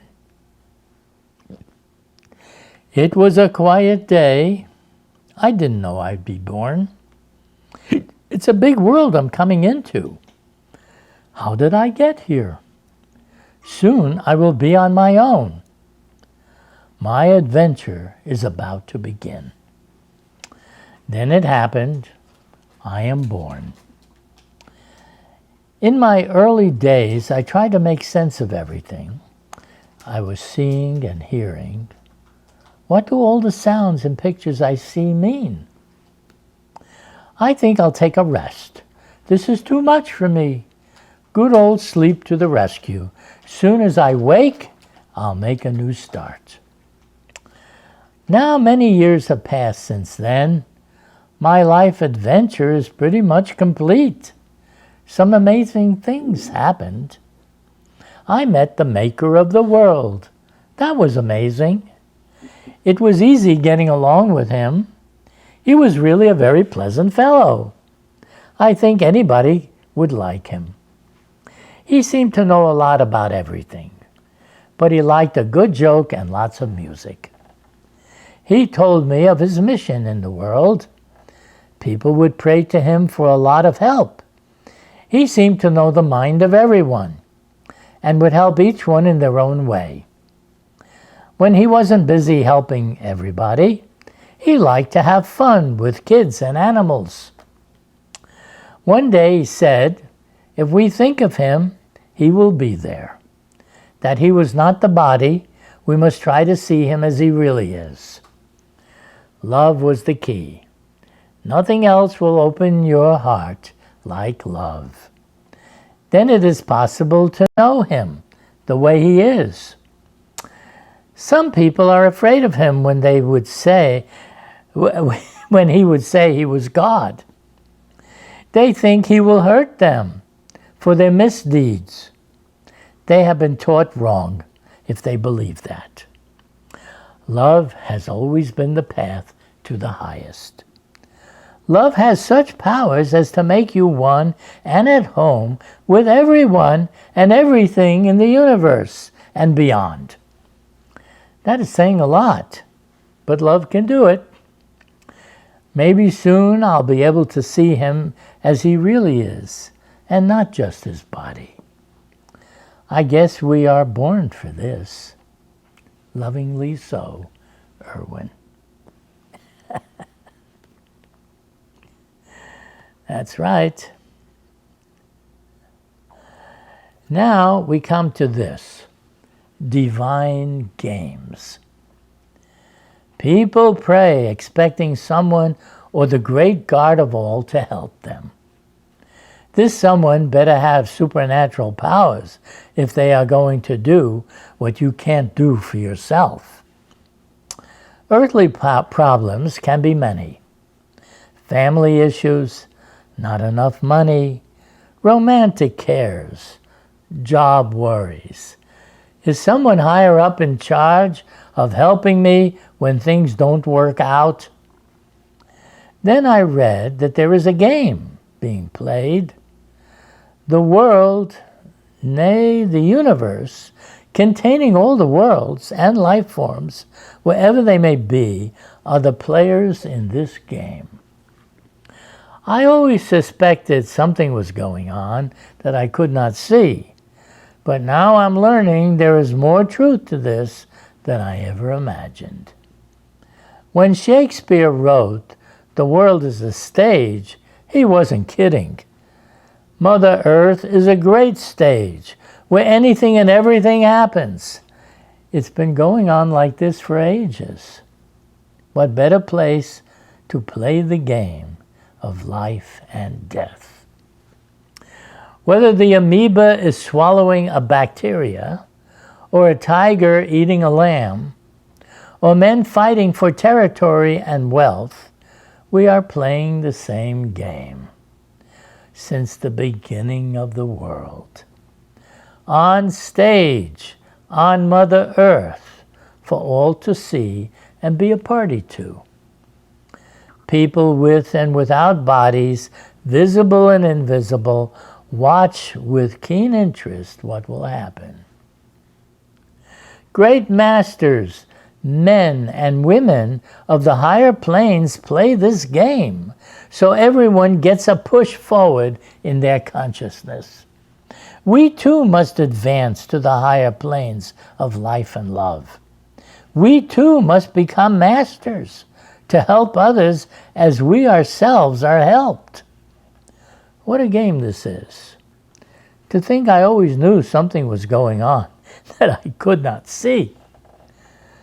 Mayor Baba, thank you for coming into my life and letting me know about this divine game of yours. Love you always, Erwin. Now you know something. Now you indeed know something. Well, let's see what else. Oh boy, here we go.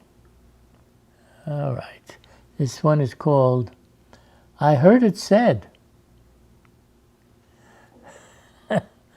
That's a good title, isn't it? I heard it said. It is a fact that I heard it said by none other than the Lord of everything, when he was in human form, that it wasn't my love for him that mattered, but his love for me. I don't make my own light. What you see is the light of the sun reflecting off of me. If there was no sunlight, you would not see me. The love I feel for you is the love you shine on me. Then there is the great law. Some call it karma. Others say it is cause and effect. There are those who tell us what you do comes back to you. Call it by any name, it is still the same thing. Give it enough time, and you're certain to experience what you set into motion. If you want to know about the law as the masters of life and death have to deal with it, then it's time to think about what they see. First, who are these masters? They are just ordinary people like you and me. If they didn't have the consciousness of the God state, what difference would there be between them and us? So a master sees a man who is being murdered. Why doesn't he intervene while this crime is being committed? Well, now one in the God state of consciousness, knowing everything, looks back on the many lives each person has lived and sees how he also killed innocent people in his past. How would he pay for this? How will he wipe out those dark mental impressions that stick to his mind like glue? Even if he escapes man's law, he cannot escape divine law. Now he must experience the full pain, grief, loss of life that he set into motion by being murdered himself. What he did has come back to him, according to the laws governing the mental world. Balance must be restored in his mind by wiping out the dark impressions produced by his past actions. He also learns what it's like to be murdered. He will not wish this again upon himself or anyone else. The good do not have it any better. Good mind impressions must also be wiped out. But better to have good ones coming back on you till you're ready for the master who will clean your mind of everything so you can see your unlimited self. Not a bad trade. God is no longer a name, but the experience of your own self everywhere in everything. The fly is caught in the spider's web. Who shall I save? The poor fly freeing him? Or the spider who will die if he loses his meal? Masters are full of love. How else did they get to be one with everyone, including the spider and the fly? Both must advance in consciousness. When did death ever stand in the way? On and on we go, making the rounds from one life to another. So I say to my friends who do not believe in past lives, show me a better plan than what the masters say that provides more justice than this.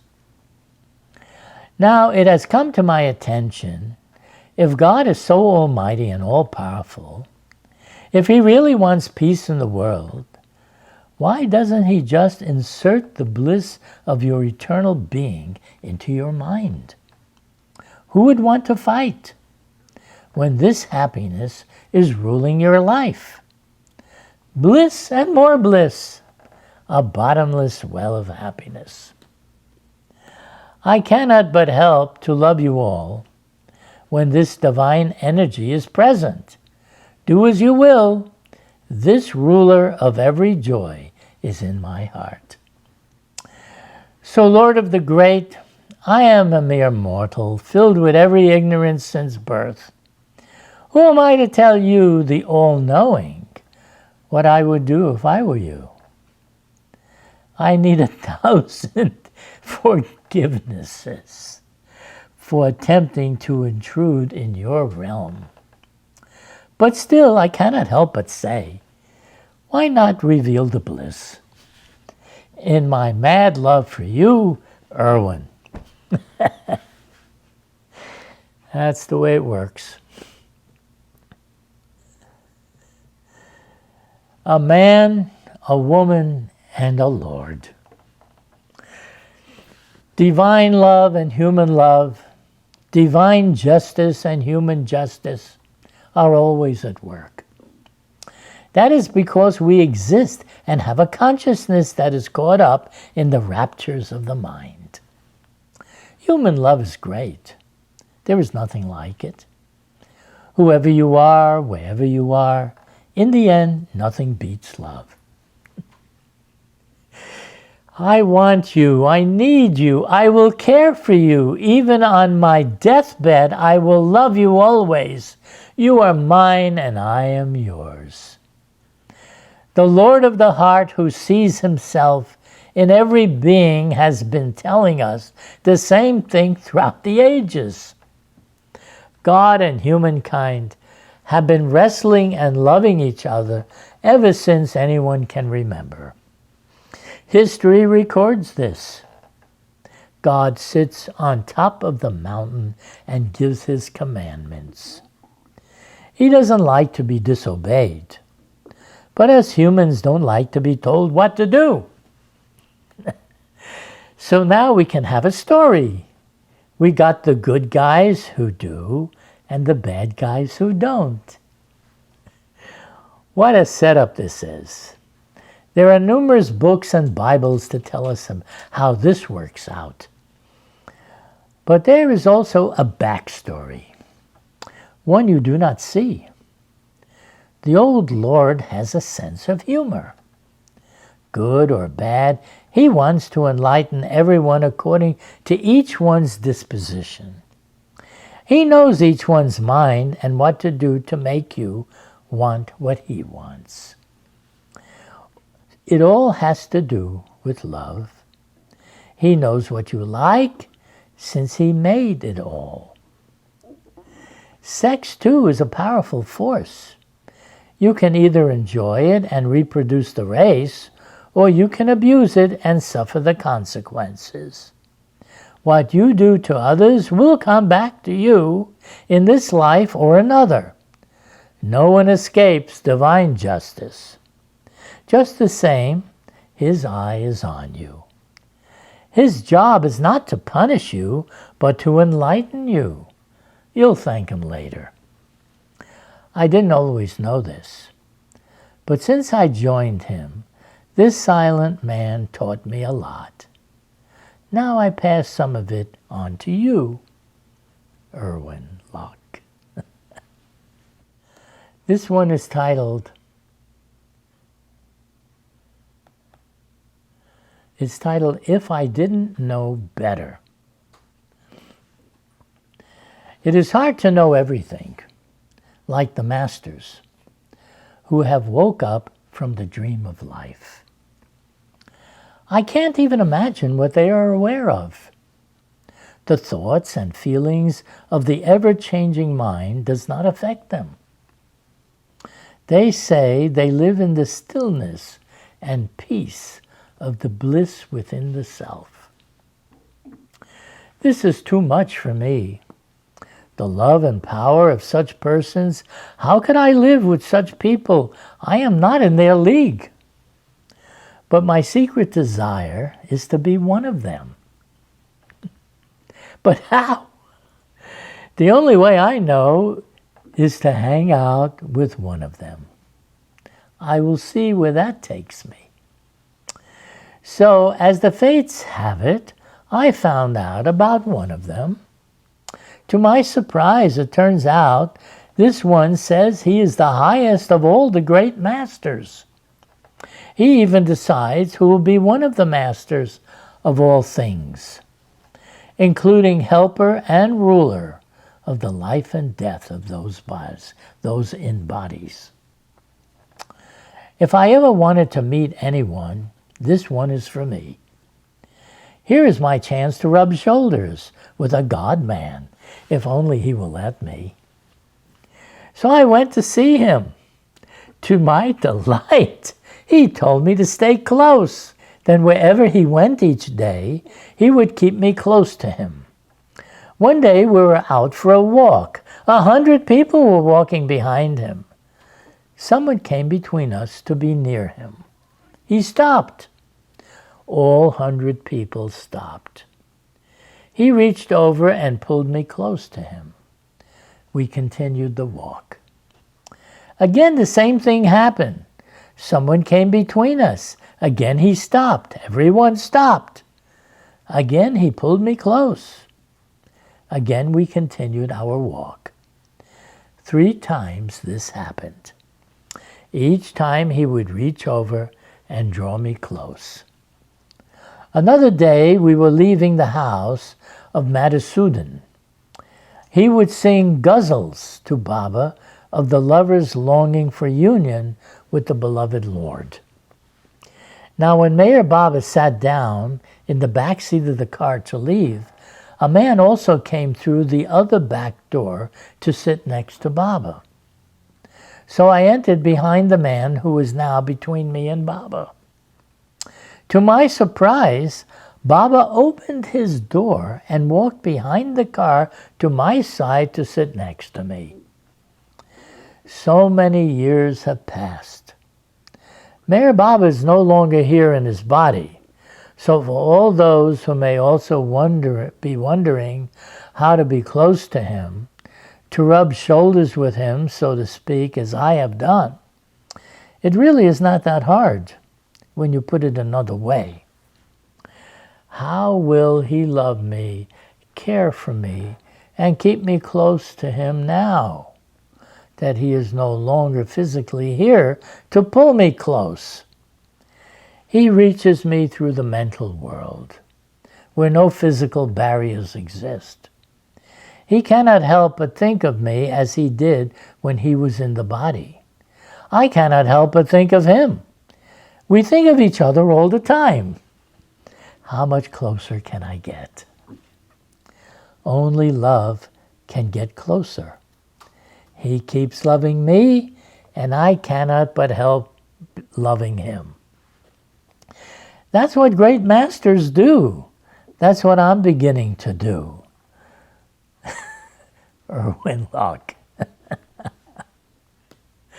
Now you know more about me and my life and what you can do about it. All right, here's one titled The Silence.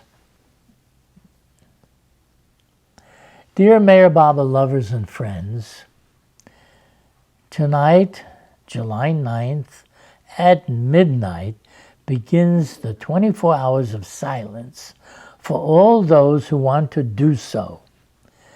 This is a reminder. The silence. I was there sitting on the carpet by his feet. 200 people were in the great hall with him. Then through his hand signs, he said, "We can sit in silence together, or I can tell you something." I was never good at silence. So in my mind I thought, tell us something. This was Mayor Baba. He had been silent for 34 years when I saw him. Through his alphabet board, he said that he would break his silence. This is what he said would happen. When I speak, it will be only one divine word. This word will have to be hearkened by the heart and not merely by the mind. It will go home to you and bring you the awakening. I am not limited by this form. I use it like a garment to make myself visible to you. And I communicate with you. Don't try to understand me. My depth is unfathomable. Just love me. I eternally enjoy the Christ state of consciousness, and when I speak, I shall manifest my true self, Besides giving a general push to the whole world, I shall lead all those who come to me toward light and truth. I intend, when I speak, to reveal the one supreme self which is in all. This accomplished, the idea of the self as a limited, separate entity will disappear. And with it will vanish self-interest. Cooperation will replace competition. Certainty will replace fear. Generosity will replace greed. Exploitation will disappear. The benefits that shall accrue to different nations and countries when I bring about the spiritual upheaval will be largely determined by the amount of energy each possesses. The greater the energy, however misapplied, the greater the response. When I break my silence, the greatest miracle of all times will happen. Be worthy to receive the divine grace. In my mind, I was thinking there is only one greatest miracle that is necessary, after which no other miracle is necessary. Once the realization of God is attained, then no more silences need to be broken. Till then, something more will always need to be done. Meher Baba, at times he would ask all those who love him to keep silence on July 10th, the anniversary of his beginning silence. Since then, after he left his body, those who want to can also keep silence for 24 hours in remembrance of the great work he did for humanity in silence. In his loving service, Erwin Luck. This leads me to the Maharpralaya, the end of universes.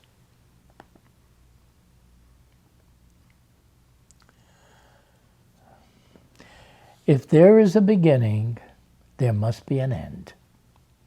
Anything you see, hear, taste, smell, think, or feel obeys this law of nature. Still, it is not totally true.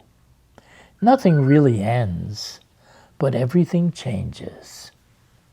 Call it an end if you like, but it will change into something else.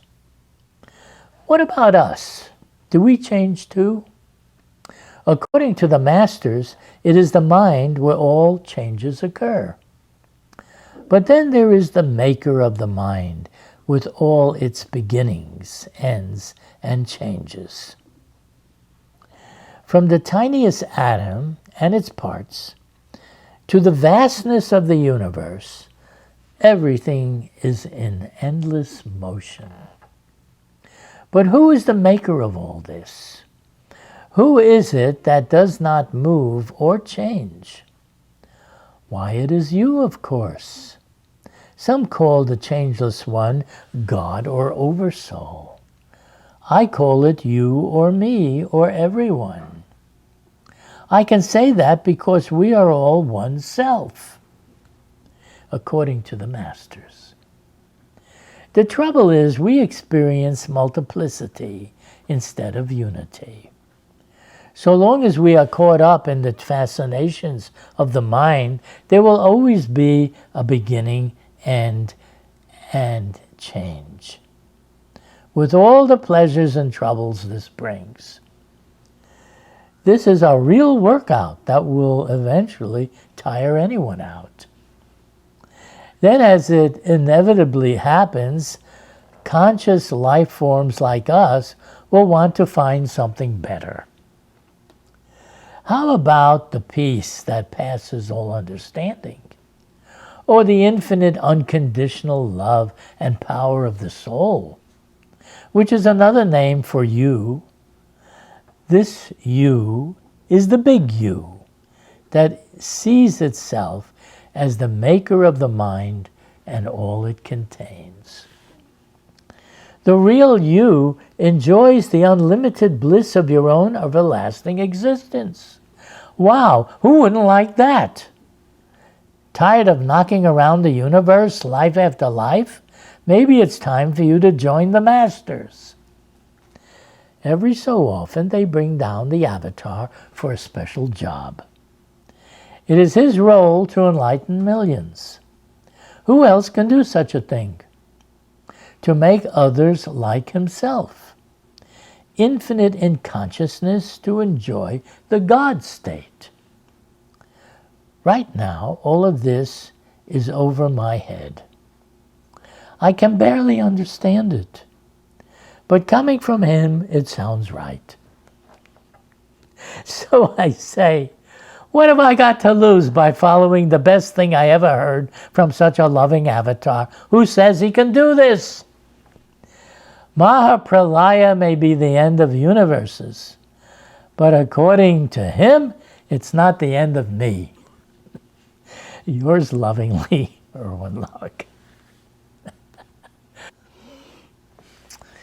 This one is titled Erwin the Prisoner. All right, I did not commit any crime. I am not a criminal. I am innocent. But I am in a prison. I am in this prison ever since I can remember. I was put in this prison from the time I was born.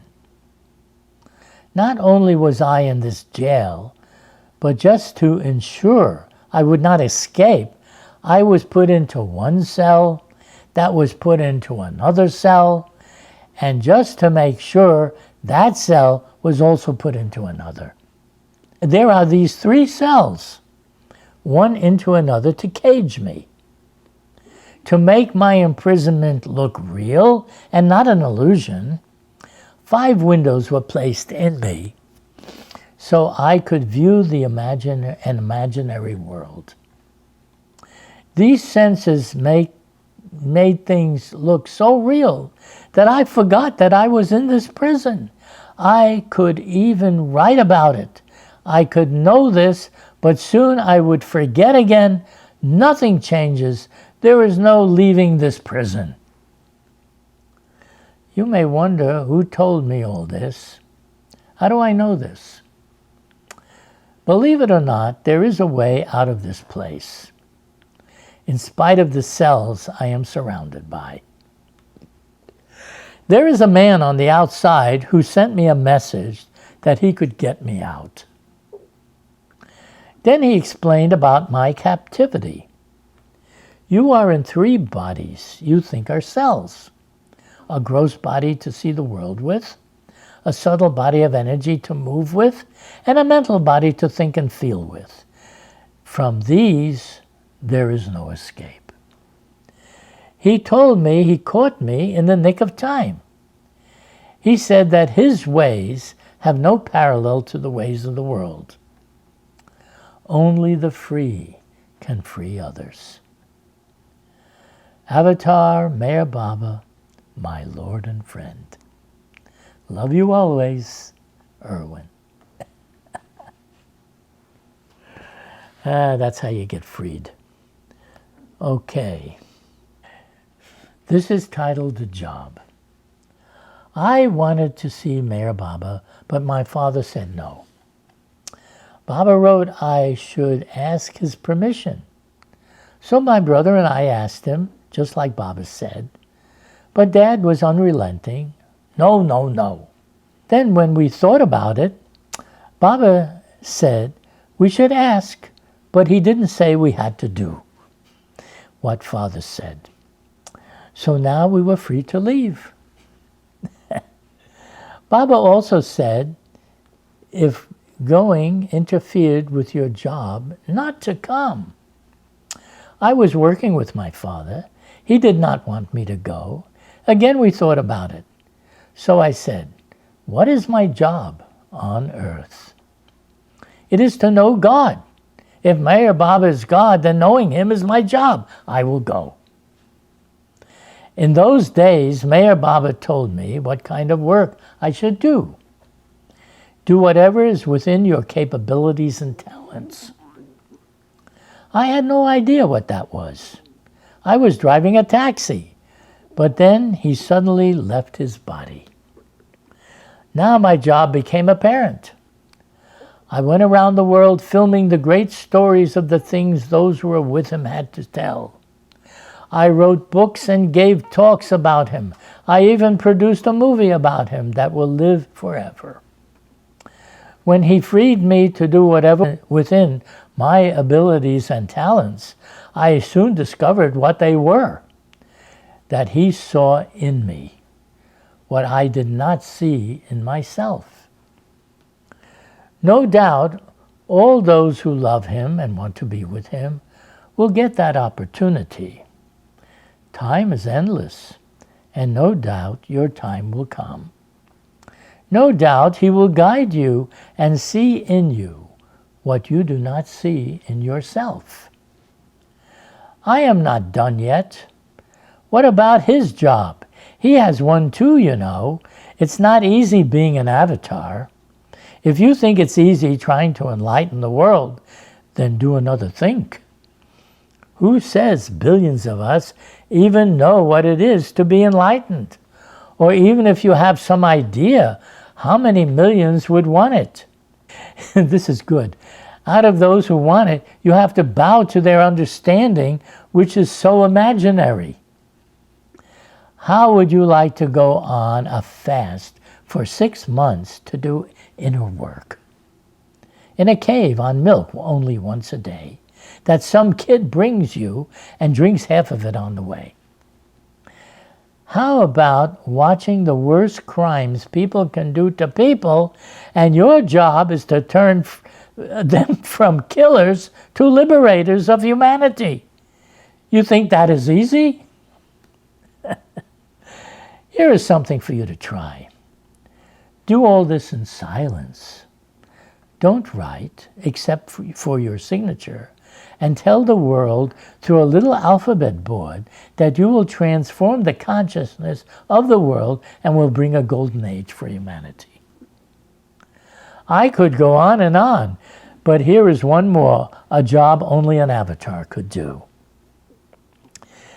You pour out the one thing everyone understands. Whether you're a scientist, businessman, drunkard, homeless, or live in a castle. You spend your life embracing them all with endless love.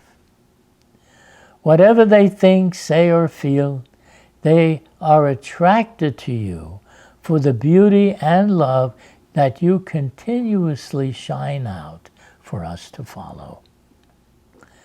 You want a job? Try this. Hail the Avatar. Love you all, Erwin Locke. Boy, who knew such jobs could be had? This one is titled The Man in the Moon. When men go to the moon, the planets, and to other worlds and galaxies too distant to see even with the best telescopes, what will we be looking for? If you want love, it is right here. No need to go anywhere else. But if you are lonely in spite of all the love on earth, then there is always the stars. It's amazing where you will go to find it. Others will say, I go for adventure or exploration or new landscapes never seen before, even new life and other civilizations. In the end, there is nothing like home. Even God has a home. It is called the Om. In case you are interested, to know more about his home, then enter the Om. Om, the point from which all things began. Infinite universes, each one with infinite galaxies, with all manner of worlds and life wherever it is found. The avatars, perfect masters, have all spoken of it since the time language began. The science of the day trying to discover what is since the beginning of everything.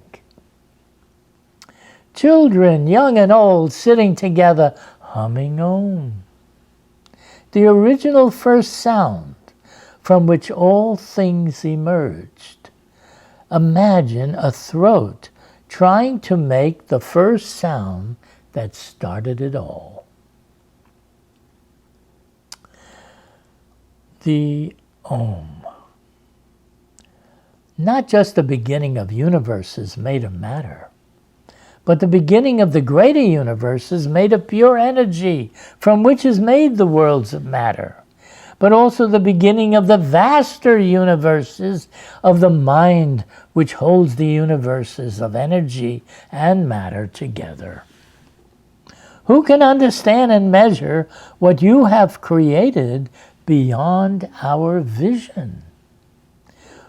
Who can know the Om, where all things, inner and outer, sprang from? Only you, my darling, could have done such a thing, to create such a stage, such a panorama, where anything and everything can happen. What an entertainment, the ultimate adventure. An endless place for endless love stories. The Om. It is said this is but a speck in your being. You cannot be called God because no sound can describe the maker of the first sound. You are truly the Nameless One. Infinite intelligence, consciousness, the force that holds all things together. Love Almighty pouring through the Om, with only one purpose, to take us back home. Lovingly, Erwin. To take us back home. I like that. All right. Well, this fits in. Love and More Love. That's a good title, isn't it? This is the Avatar's way, love and more love. There is nothing like it. When faced with the beauty and charms of this divine feeling, you will want to stick around for more. Even the darkest forces will yield and bow before it. We are built for loving. It is in our design since ages. If you think not, then you will have a fight within yourself. You can resist all you want. Anger, hatred, violence, revenge, all the meanest tempers a man can express can rage on. But as soon as it is finished, what is left? Only, I want you. I want to care for you. I love you is left. Love is always the winner when all else fails. Love can also take a form, a human form. You may not have known such a thing is possible. Love is also magnetic. It also has gravity. It can attract and hold anyone with a body and mind. Once it snares you, there is no escape. There are no bars to hold you. You are bound by your own wish to stay. When love comes, you will say, look, there is God, or the master of everyone, or the avatar, or whatever is most precious to you. I was present with the incarnation of love itself. This was Meher Baba, the avatar himself. We were sitting around him. He asked, "Does anyone have a question?" No one said anything. Then again he asked, "If anyone has a question, now is the time to ask." Again no one said anything. I was quiet too. But I was uneasy. Inwardly, I felt he wanted me to ask him something. The room was quiet. No one spoke. Then he turned to me. He said through his silent hand signs, "Erwin, do you have a question?" Now my mind went into high gear. If I had only one question to ask, it should be the one question that answers all questions. But I could not think what that question was. Everyone was waiting. Meher Baba was waiting. I was waiting to think of it. Then I remembered what I had read, that Meher Baba had once said, "The one who asks for my love will be the chosen one." Now I broke the room's silence and said, "Can I have all your love?" So much has happened since then. But all I can say now to all you lovers and friends of the Avatar is that you can also be a chosen one when you ask for his love and you mean it. Irwin Locke. Now this one is titled Starlight. It is told there are more stars in the sky as there is grains of sand on the earth. Does that include movie stars? Tennis and basketball stars? So many stars of all kinds in the here and now. There is one star that is different than all the rest. This starlight cannot be seen through even the biggest telescopes. It also outshines all the other stars in this vast cosmos. I heard about this phenomenon and wanted to see it for myself, but where to look? Someone said, "Look within yourself." But where is that? Then I was told, it is not so much the cosmos is outside of you than it is within you. Boy, that's a switch. Where in me? I don't see it. But wait a minute, maybe I do see it. I had a dream once. I created a whole world with people, buildings, lakes, animals, just like when I was awake. It is within me. At last I was able to look within me. I could see, I could smell the flowers and hear the bees buzzing. Then I woke up. Now, in my awake state, I read a book titled Listen, Humanity. In it you said, we were dreaming we were awake.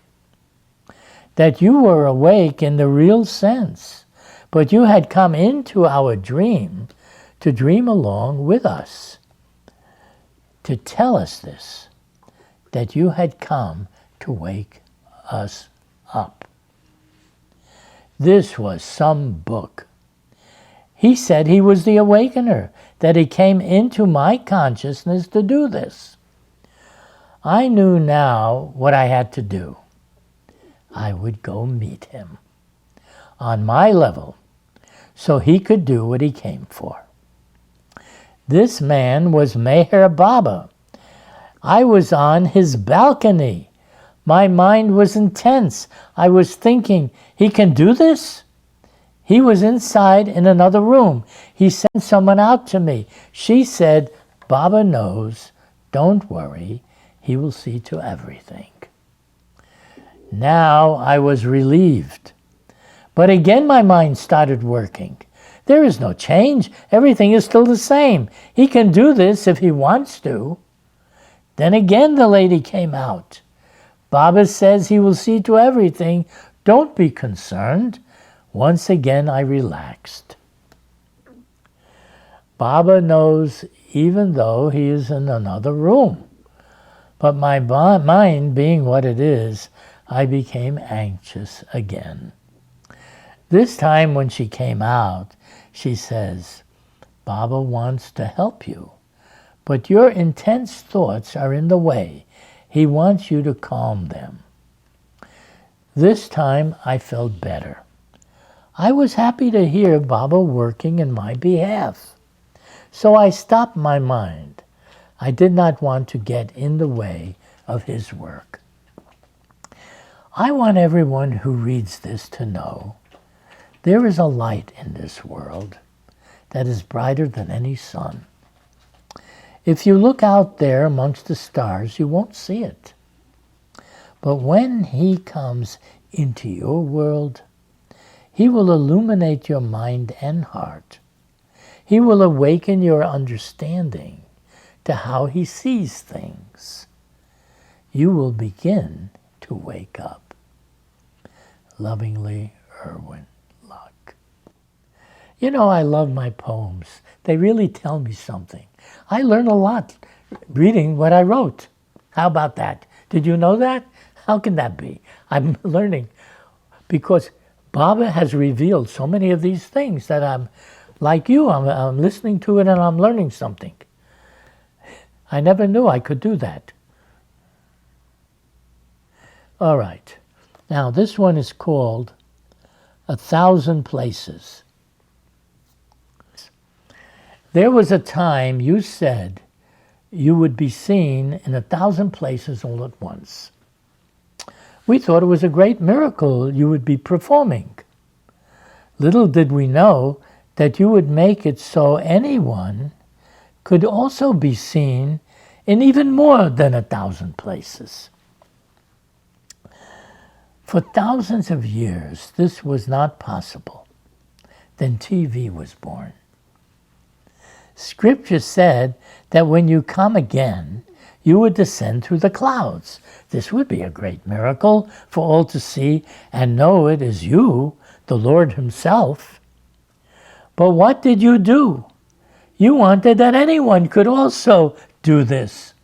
So you descended through the clouds in an airplane. But it was still you. Then it is told, the prophets of old, that when you came, there would be the great judgment day. They said you would judge us for our deeds and misdeeds. How is anyone to know your ways and what you would do? How could anyone foretell what the Lord of the mind and heart would do to help the suffering and struggling humanity? This all-powerful being was not here to create further pain for any of our undeserving ways. Instead, he would do what no one else could. He would remove the obstacles to your enlightenment. When the perfect master, Hazrat Babajan, gave him the enlightenment, she declared, this child of mine is now capable of moving the entire world with just a sign from his finger. So what is he doing with all this greatest of all gifts? Like he told me when I saw him, one day I will give you the highest experience. This is what he does for us. This is what he has always done whenever he has come. That is his judgment. This is your end times. Realizing your infinite nature, knowing your everlasting existence, your knowledge of all things, and the enjoyment of the power of your soul. This is his final judgment, and the end of your long journey to find the love you always sought. By Erwin. I like that.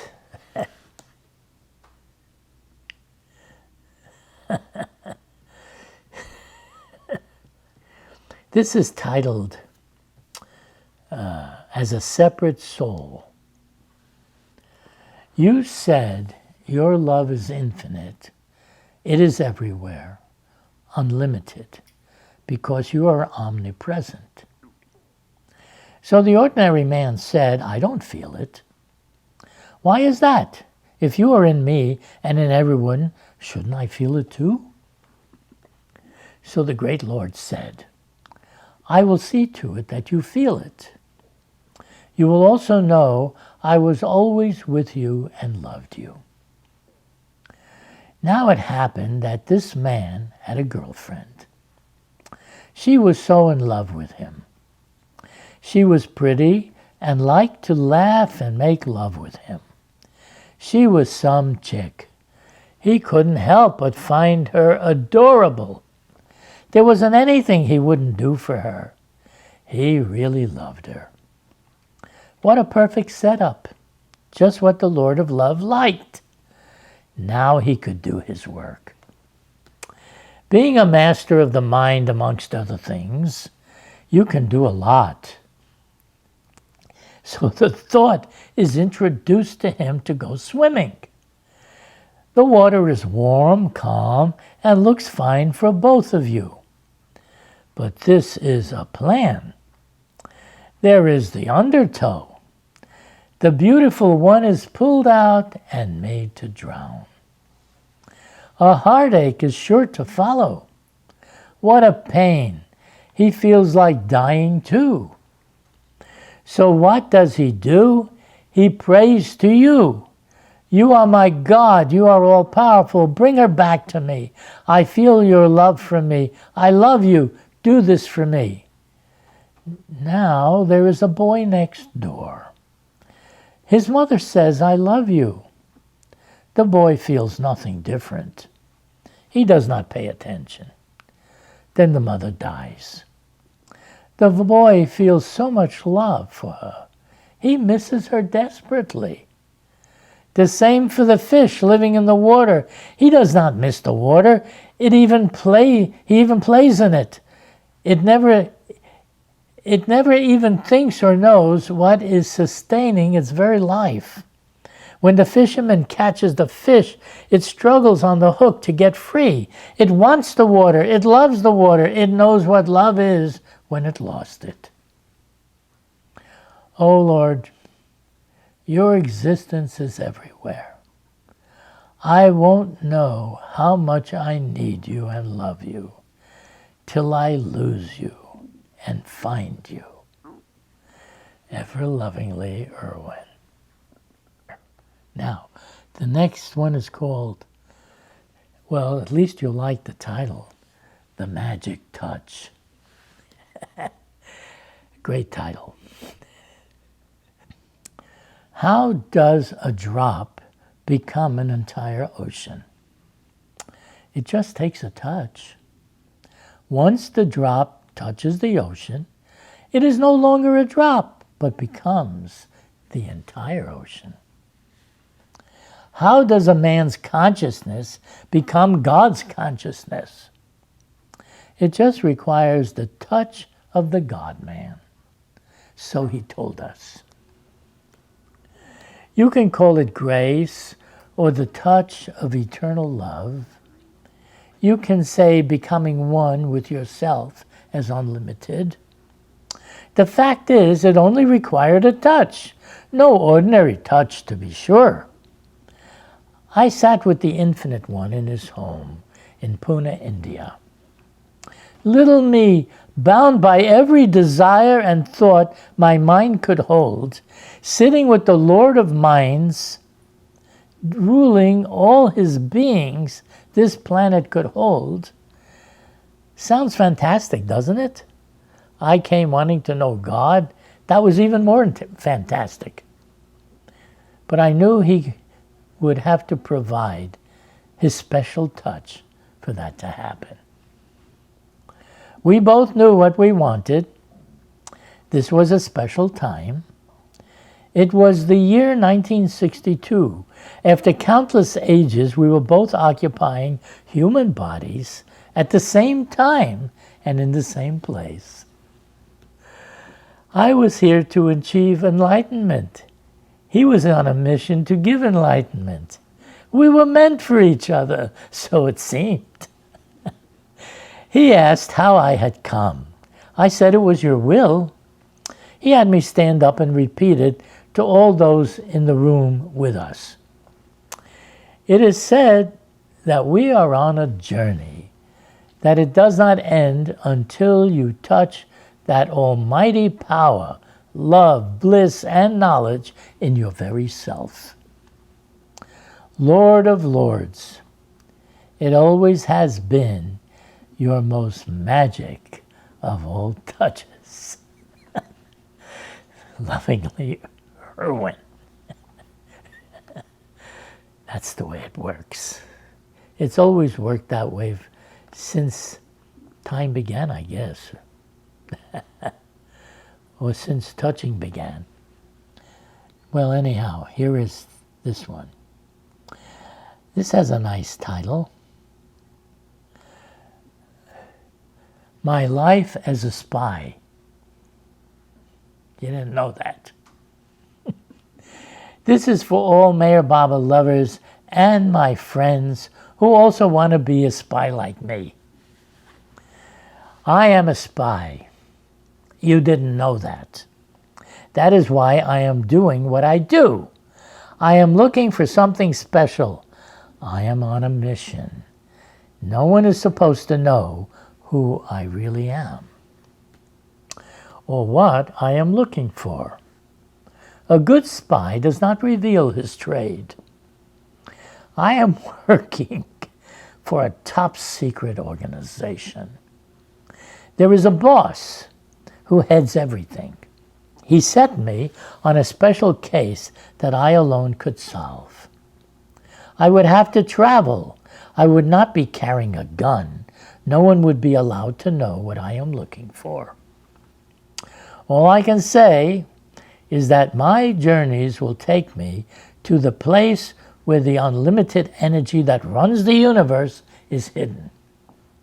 I am told there is also a book there, which contains the knowledge to everything.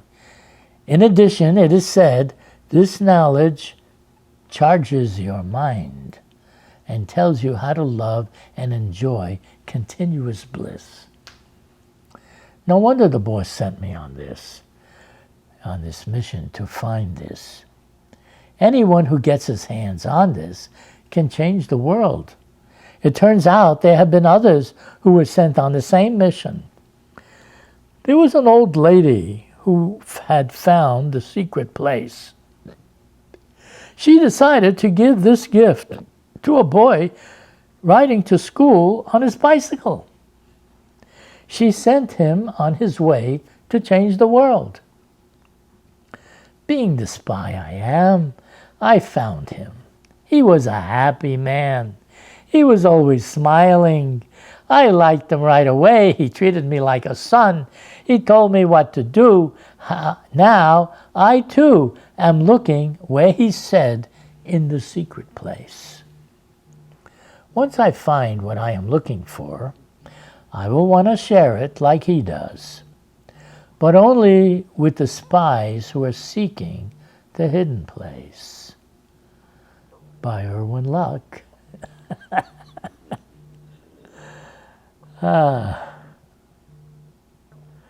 If you happen to be a spy like that, then we're in business.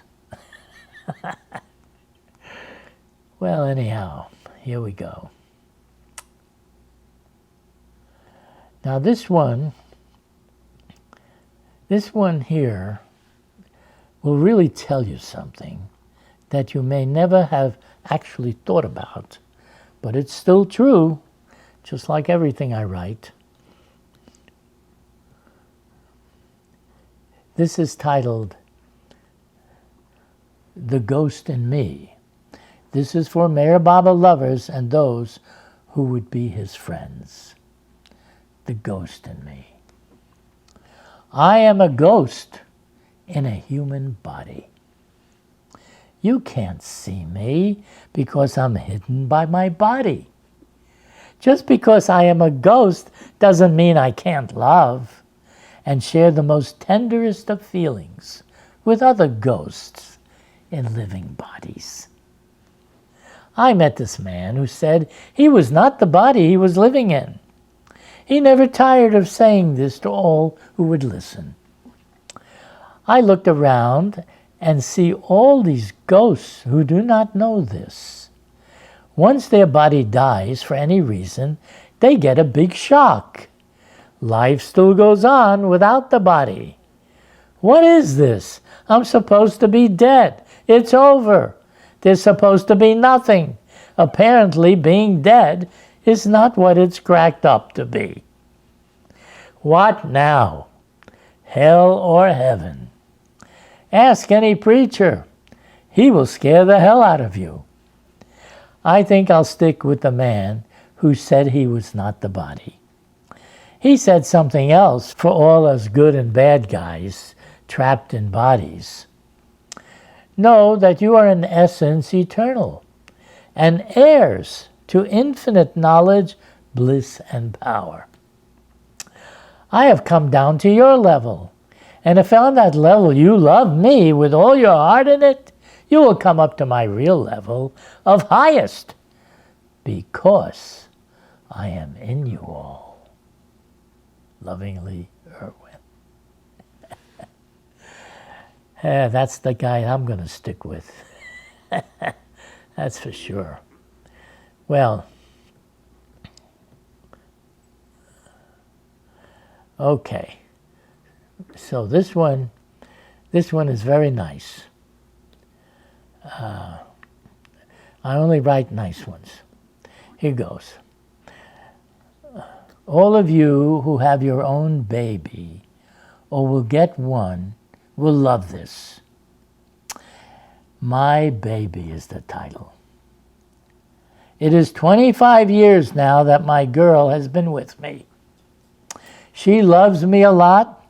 That is the way it should be. I love her too, but there is someone she loves even more than me. That is also the way it should be. He has gone by many names. He is not even alive now. But it just goes to show time is no barrier to love.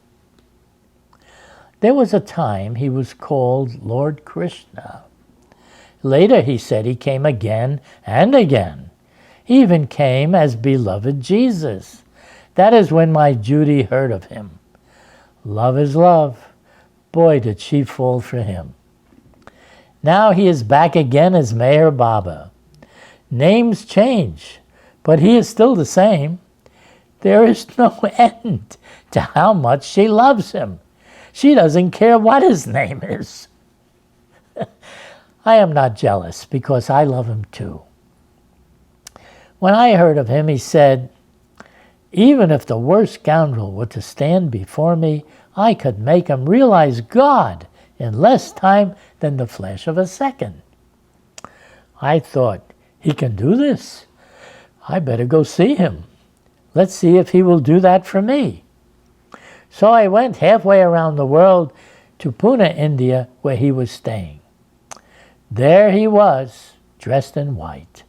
He certainly had the appearance of a master. Now I was sitting on the carpet before him. He asked me if I believed he was the Avatar. I read some books about him and so many of the things he said. So I knew that Avatar meant the descent of God into human form. I replied yes. He also asked me if I have a question. I tried to think if I have only one question to ask, it should be the one question that answers all questions. Try as I might, I could not think of that question.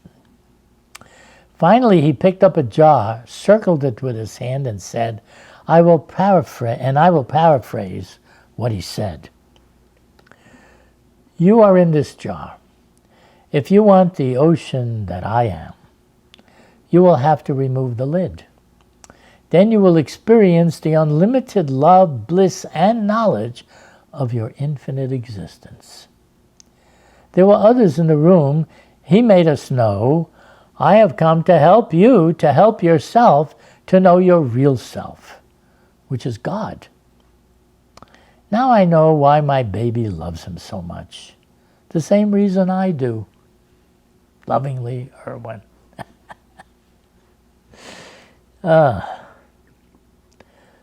Nobody else ever told me that. So let me see what else we got here. And now, finally, we come to the end of my book. This is the last poem in the book. And this poem is not one that I wrote. This poem is the one that the great Hafiz wrote. And is titled Hafiz, Meher Baba's favorite poet. And this poem, you'll see why it is so great. And it makes a perfect ending to my book.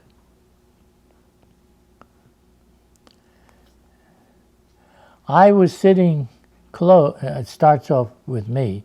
I was sitting close to Meher Baba, so near yet so far. In my mind and heart, I wanted the experience of God.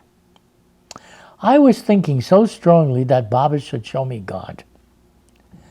Then Baba called for the poem to be read that Hafiz wrote. When his master Attar removed the veil and gave him the experience of God. Even though it was being read to everyone, I did feel that Baba was having it read for me to hear. This was Hafiz's poem. Last night, before dawn, I was given relief from all suffering. I was given the water of everlasting life. I drank from the divine goblet and was overpowered by the glory of divinity. What a supremely fortunate dawn it was. And what an auspicious night. The night when I was given the authority of Godhood. If my longing is fulfilled and I am in bliss, what wonder? It is the grace of my master. What a wondrous miracle it is to be the slave of the master. I became his dust, and at the dust of his feet, and he raised me to the highest. Henceforth I see myself reflected in the mirror of the beloved, and I see my real self. Rejoice, rejoice, and rejoice again, for Hafiz has realized the divine beloved.